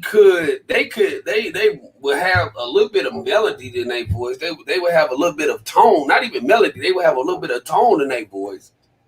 And as long as they had some green eyes and they had some blonde hair and they was all right, then they would get passed through. They would just get passed on to Hollywood. You would see a black girl come up in there and she would sing her heart out. Black girls would come up in there and sing their whole little heart out, or what have you, and they would be like, "Oh, okay, no nigga," they would come up in there, they would sing their little souls out. It would be something like this, right? You know what I'm saying? It would be something like this. Let me show y'all. You have somebody like this. This is actual footage from American Idol. You made my soul a burning fire. You're getting to be my one desire. You're getting to be all that matters to me. And let me tell you, boy, I hope and pray each day I live. A little more love I had to give. A little more love that's devoted and true. Because all I do is think about you. anybody know that person's name? Do anybody know that person's name? I mean, come on now. Let's be real. Let's be real. Hey, she wasn't singing, nigga. She was singing, nigga. You weird. She was up in there singing. Do y'all know her name? Can Carrie Underwood sing better than her? Hell no. Hell no. Hell no. Do anybody know that woman's name? Anybody in the chat, do y'all know her name? I mean, come on, man. They would put that up. Sister singing her motherfucking soul out. You know, you like, nigga, what's the name of that cut? That shit fire right there. Be singing. Singing. Then it'll be a white girl come in. Her name be like Rebecca Holtz. Rebecca Holtz comes in. Rebecca Holtz be singing some shit like, don't break my heart, my achy, breaky heart. They'll be like, oh my gosh. Oh my gosh. Oh my gosh. No, her name was not LaToya. Her name was, since nobody really responded to it, her name was Lil Rounds. Okay, her name was Lil Rounds. Lil Rounds. That was that person's name. Y'all can go and look her up right now. All right? Y'all can go and look her up right now. It was all about commercial appeal. Okay, what they did was they used black people to build up their network. Once they get these black people building up their network, then they start to pull the black folks away. So when Fox News wants to build their network up to make it prime so that you get some white investors saying, okay, well, you got the viewership, come on in. Excuse me. And then what they do is they start kicking the black folks off. And Fox News repeats this cycle and repeats this cycle and repeats this cycle and repeats this cycle. This is what they do. Okay? So now, American Idol have ran into a hole because they started letting too many white women win that shit. Too many white folks is winning. And then everybody, again, you have to make it fair. If it's already a shoe-in that white folks are going to get to come up, that ain't drama. Okay? White folks don't go through no adversity in this country, all right? Period. They don't go through adversity. Not the shit that black folks go through. Not the shit that black folks go through. So it's not dramatic enough of the TV show. The numbers start dropping off because they start letting white folks win this shit, and they wasn't really beating these people out. They were just kicking black people off of the show after a while. Once those numbers started to die down, the profitability of the Fox News network, it started to go down. When the Fox News network started to go down, then what do they do next? They pop up with Empire. Then they pop up with Star, which is really a black show with a white girl as the lead playing a racially ambiguous black person. Okay, they had a girl pop up playing a racially ambiguous black person. All right, then they had another little show on there. They had another black show that pops up with Morris Chestnut on there. He's playing a doctor. I want to say Rosewood, or I think his name was Rosewood. I think the guy's name was Rosewood. Come on, man, I'm spitting on something right here. So then they had these black shows pop up. What happens? Profitability of their network goes back through the roof, and when they pop up, they present these as black shows. Now that they get these black shows back up in here popping, they got the black viewership back up in here popping. They start getting rid of the niggas. Shannon Sharp came in.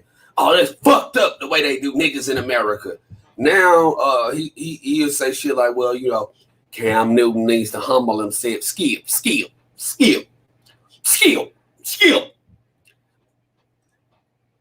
Cam Newton needs to humble himself.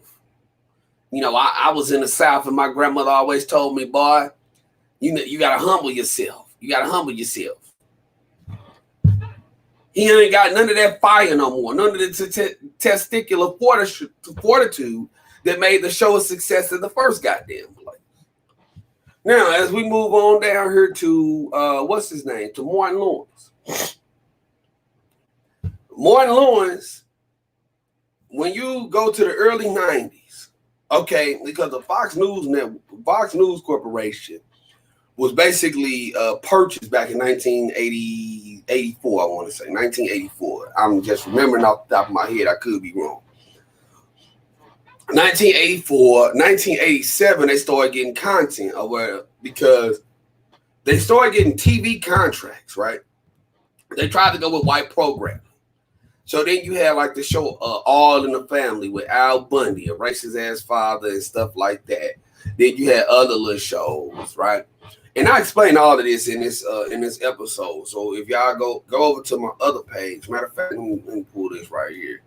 If y'all want to check this show out, I'm gonna drop this link right here in the chat right now, and y'all can watch that, or y'all can say that for later. All right, I just dropped that link in the chat. But basically, what the Fox News Corporation did was the Fox News Corporation, they were trying to exist with white programming. White programming didn't work. Okay, because they were trying to compete with CBS, they were trying to compete with ABC and all of the other top 5 corporations as far as the content that they were going to put out there. Now, when them trying to compete with the other corporations and what all was out there, then they couldn't find a footing in the marketplace. But they had one thing that they had above everybody else, above CBS, above ABC, above PBS, and all these other folks.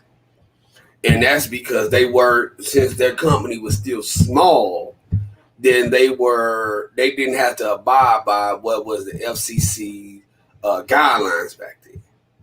Because you have to have so much, your company has to be so big for it to basically fall into these certain FCC regulations. So once they found that window, they was able to put more racy content out there in the marketplace. Then comes like The Simpsons, and they want to say that The Simpsons was a success. The Simpsons wasn't no fucking success like that. The thing that blew up the Fox News Corporation was they went and they got In Living Color back in the late 80s.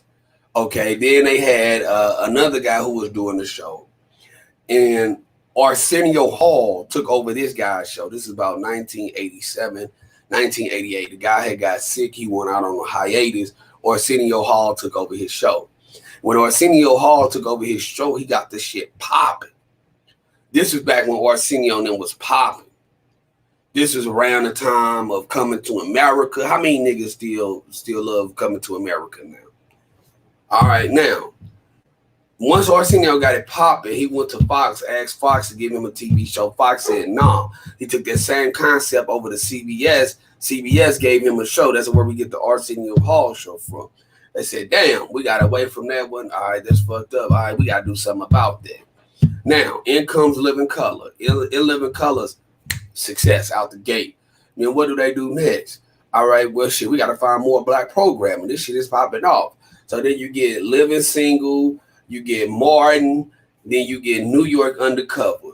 These 3 shows made the network pop, made the network blow up. The reason that Fox is worth what it is worth now is because of them 3 black shows. Those 3 black shows, they basically do they run of the mill work. They go and get syndicated. I don't think that Living Color or New York Undercover is in syndication, but you damn sure know that Martin is.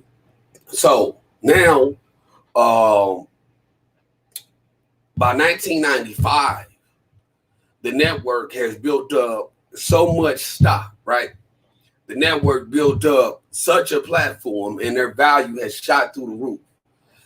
So once they value shoots through the roof, then the NFL comes in and they say, well, I'm going to give you the football games for the NFC. And you still see the NFC games coming on Sundays and stuff like that.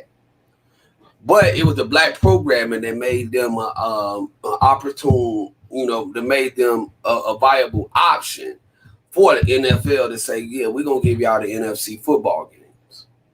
All right, now, after they get the NFL football games, 1995, 1996, all of those shows, Martin, Living Color, NY Undercover, and Living Single, all of them shows started going off of the air.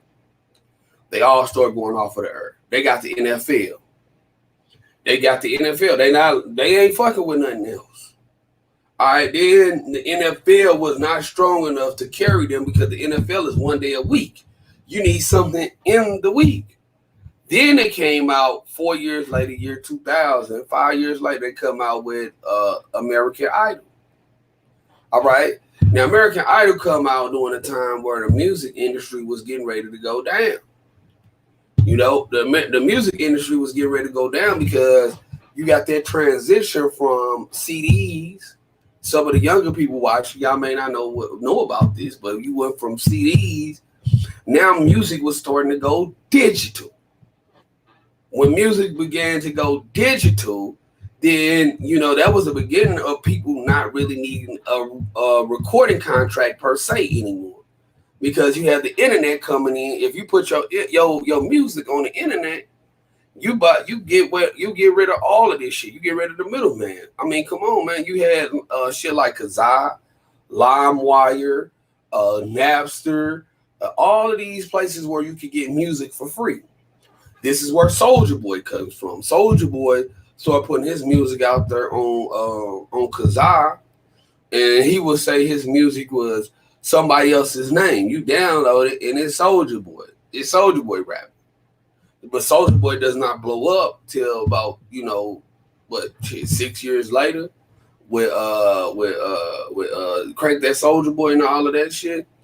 About 2006, 2007, that's when you see Soulja Boy blow up. However, in the early 2000s, what happened was the music form started getting away from that old school method. And once it got away from that old school method, the shit that R. Kelly came in under, where you would go to a talent scout, you would go sing in a room. Then it went somewhere else. It went someplace else.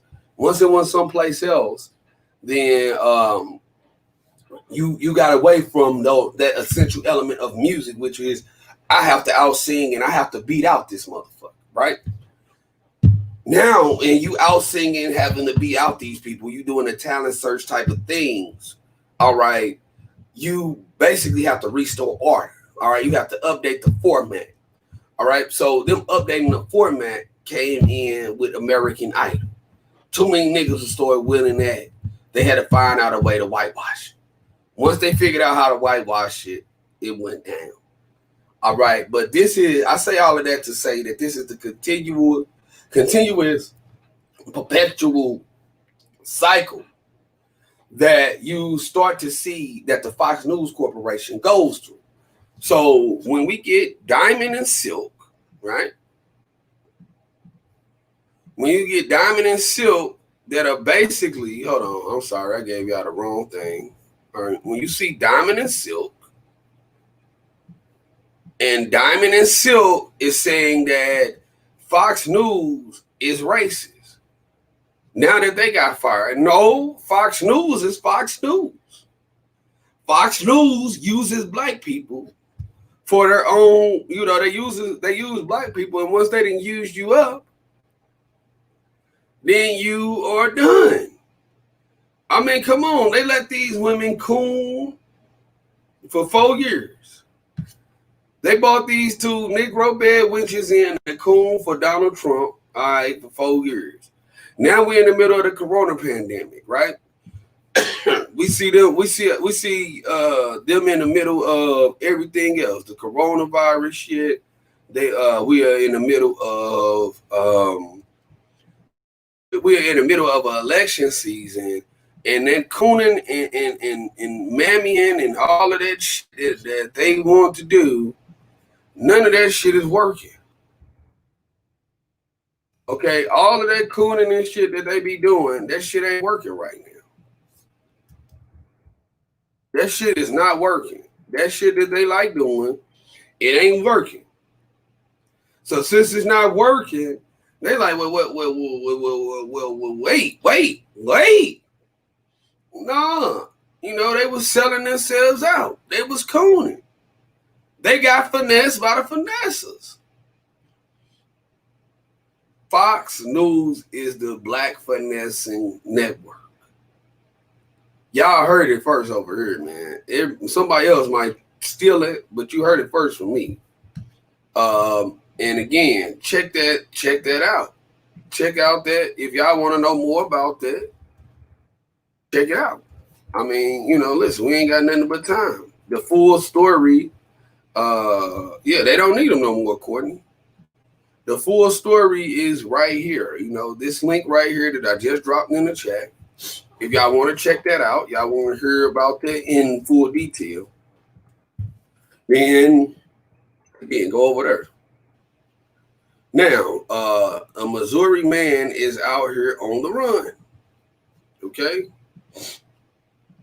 They say that a Missouri man is out on the run. Okay, so this is where I am out here in St. Louis. Okay, Jefferson County is about 40 minutes away from where I stay at. Oh, actually, this is shit out there where I work at. The Jefferson County Sheriff's Department is looking for a man who called a black woman an N-word several times before shooting her. On August the 6th, April Brown, the victim, was visiting his friend in Arnold, Missouri. When the incident occurred after arguing with one of the friend's roommates, Brown turned to leave. Before she stepped out the apartment, Adam P. Pillow suddenly approached her. She said, this white guy came out of nowhere, looked at me and said the F word 4 times, and the N word, Brown said, and verbally, and then he started physically assaulting her. He then held a gun from about 2 feet away and moved closer with the gun, called me the N-word, then shot me on the left side of my face, Brown said. The suspect fled from the scene, leaving Brown bleeding and unconscious. I was kind of out of it. My hearing at that point was gone. The blood pouring out the left side of my face, she said. A judge issued a no bond arrest Pillow, and he has been charged with second-degree assault, unlawful use of a weapon, and armed criminal action.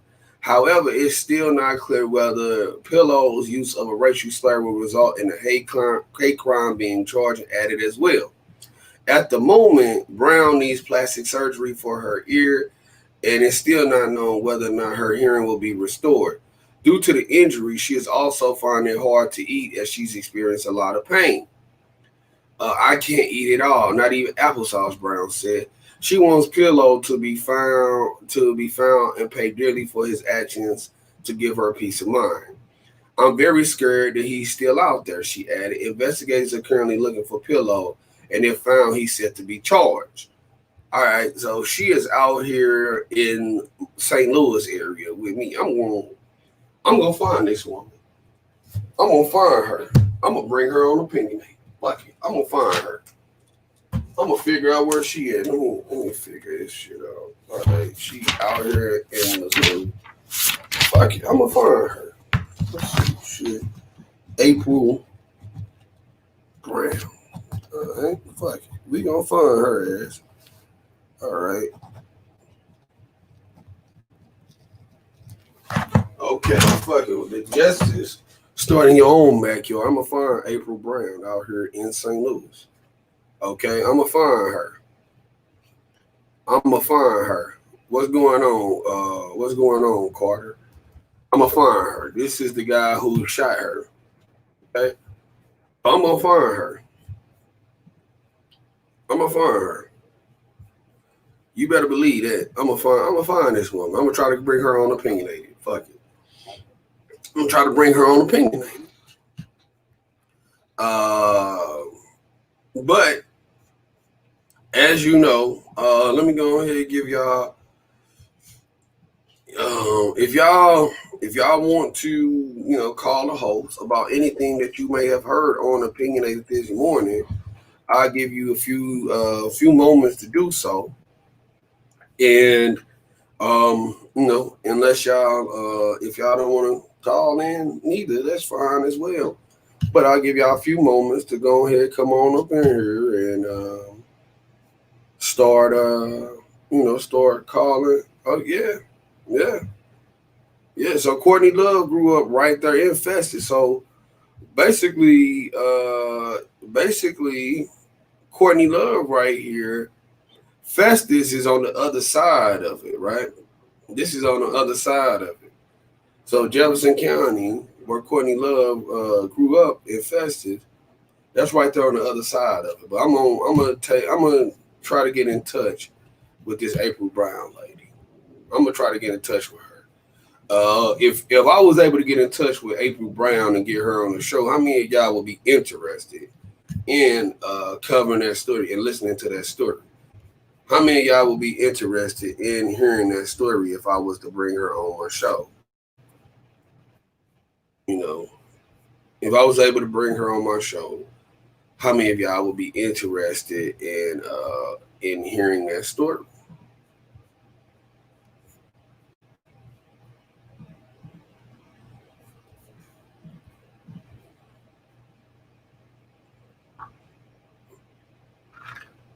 Definitely down Highway 55. Definitely. Okay. Let's see the people. We got Adrian Blunt saying yes. I'm gonna try to get in touch with her. I'm going to try to get in touch with her.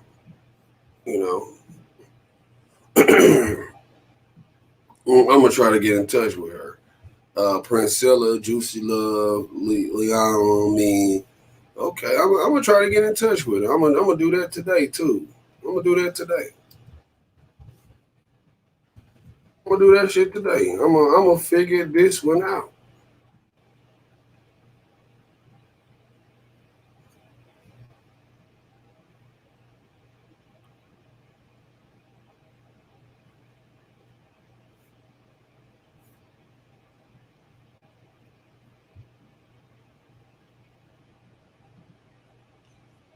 I'm gonna figure that one out.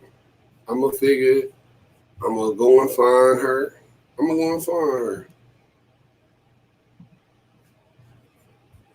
I'm gonna go and find her.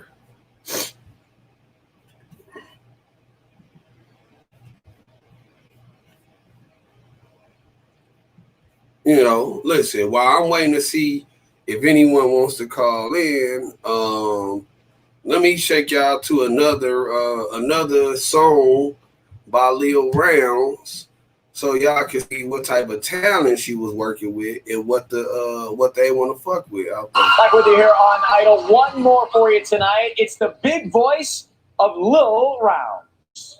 What a great name, Lil Rounds. It's a very cool name. I love my name. I love a good one. So I totally enjoyed Kansas City. I gave it all that I had and had a lot of great comments.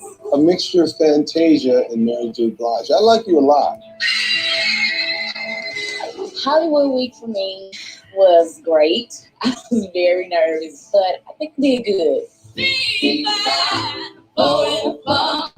Look out, baby, cause he'll come. I have 3 children, and it's a big sacrifice to have to be away from them for a long periods of time. I'm trying to do something to make sure that we're all going to be okay. I will be singing Mary J. Blige, Be Without You. I think about my children because I cannot be without them. A lot of people can relate to it, and I think I'm going to have fun singing it.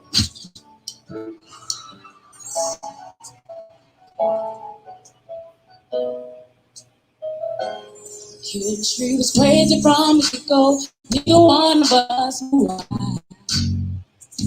We didn't build nothing overnight, cause love like this takes some time. People swore it off as a place. Say we can't see that. Top to bottom, they say that we bad. It's so true that we've been through it. See, we got risk. See, baby, we've been too strong too long. And I can't be without you, baby. Oh, and I'll be waiting up until you get home. 'Cause I can't sleep without you, baby. Now if you down on love or you don't believe, this ain't for you now. And if you got it deep. See how they over here sabotaging her? They gave her that whack ass band behind her. She's still up in this motherfucker making it sizzle. Deep in your heart, deep down, you know that it's true. Well, let me see you put your hands up. Well, still, lady, she's the one. Oh, put your hands up. Just looking right in his eyes and tell we've been strong for too long. Can't be without you, babe. I'll be waiting up until you get home. Oh, for anybody who's ever loved, knows the story is too hard to pay. Nothing can replace it. How this show if you just can't be without me, baby.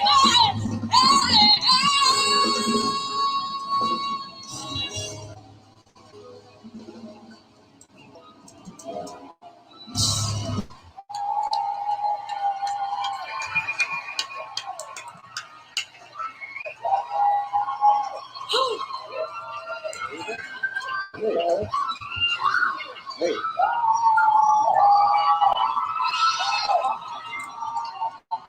Okay.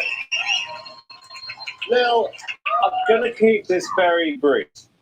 Brilliant.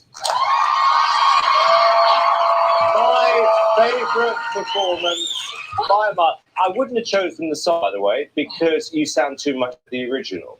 And I think it's very important that you show some, basically what you sound like. But I think you have great prospects in this competition. And I think you are undoubtedly one of the best singers we've found so far this year. I like you. Yo, I gotta agree with Kyle. I think you're one of the best men that we found this season, hands down. You know what I love about what you did tonight? It's like, we've been making this reference like Keisha Cole, Mary J. Blige, all this kind of stuff, because you're definitely R&B flavorful current, right? But you kept your swagger on. You didn't lose your swagger tonight. You were like, yeah, what? No, that's what I'm saying. You got unbelievable vocals, and you definitely know who you are. Loved it, baby. Loved it. Yep, Lil, you were a powerhouse the first day we met you, and you still a powerhouse. Let me tell you, girl, you are great. And what's good about you is you actually have been Lil from the minute we met you until now. You've been a steady boat going the same way. And, I can't wait to see what you're going to do next week and the week after that. Yeah. You are first class, my dear. And you know what? I have a sneaking suspicion we're going to see you for many more Lil rounds.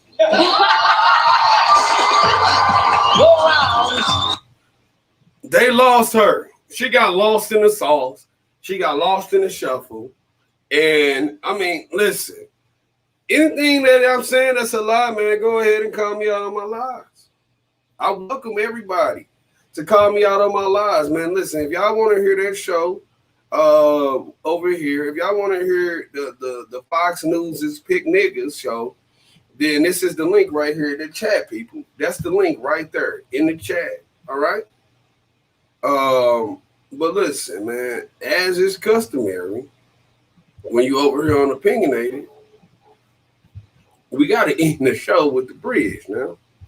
We got to end the show with the bridge, man. This is customary. Everybody who is my who is one of my day ones, everybody who's been with me for a while, y'all know that I always take y'all out with something spiritual. I take y'all out with something that is, I'll take y'all out with something that you can hold on to. Something for nourishment, right?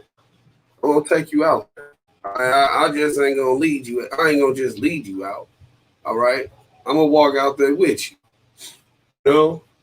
So again, man, thank all of y'all for coming on to my show. Thank y'all for coming in, giving me your time. Give me your time, man. And this is how we gonna do this.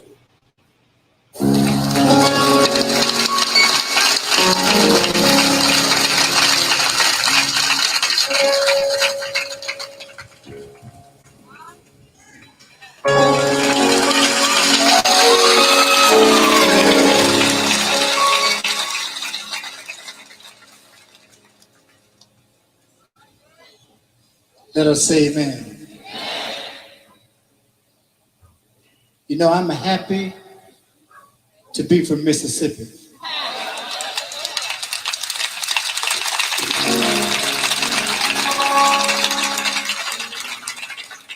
A lot of people have said for many years that Mississippi was on the bottom. But I told them, did you know whatever's on the bottom is holding you up? Amen. Woo! But you see, the reason I'm glad I'm from Mississippi, because I remember the times and the ways that we used to have church. But people didn't mind saying amen. And if somebody would shout, the person would stand up and look around to see what was happening. They would say amen and hallelujah too. But you know, we have not been able to serve God in places like this. See, I remember the little church that we used to serve him in way back in the woods. Amen. And sometimes on Sunday morning, even before you would get there, you could hear them praising the Lord. And the churches were little wooden churches. And you could hear the feet in the church. Yeah.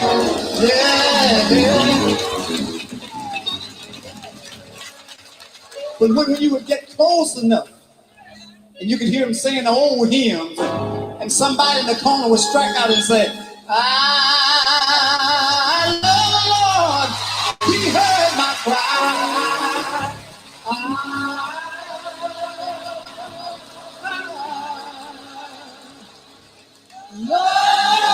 Come on, let me say it, church. Come on, let me say it. You know what I'm talking about.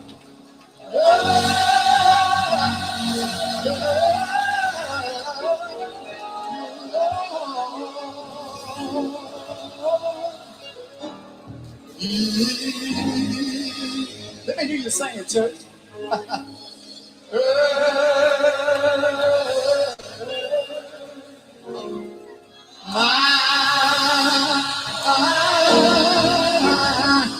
Cry. Somebody else will say, every groan.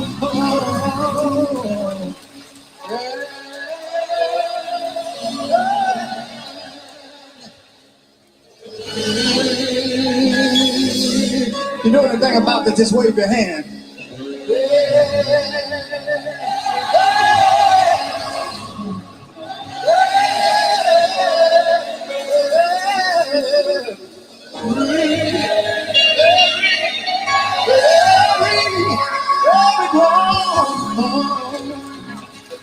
You hear? A deacon would come out. The spirit will begin to move. You know what I'm talking about? The spirit begin to move. The old deacon might say, oh,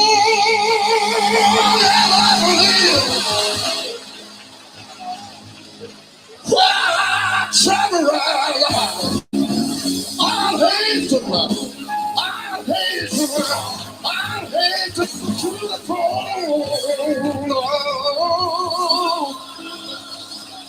hallelujah. Yes. Can I hear you say tonight?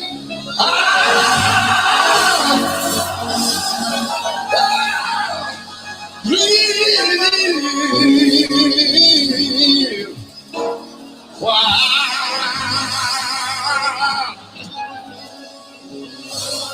Let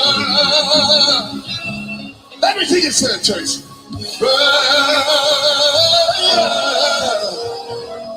Rise. Our hands.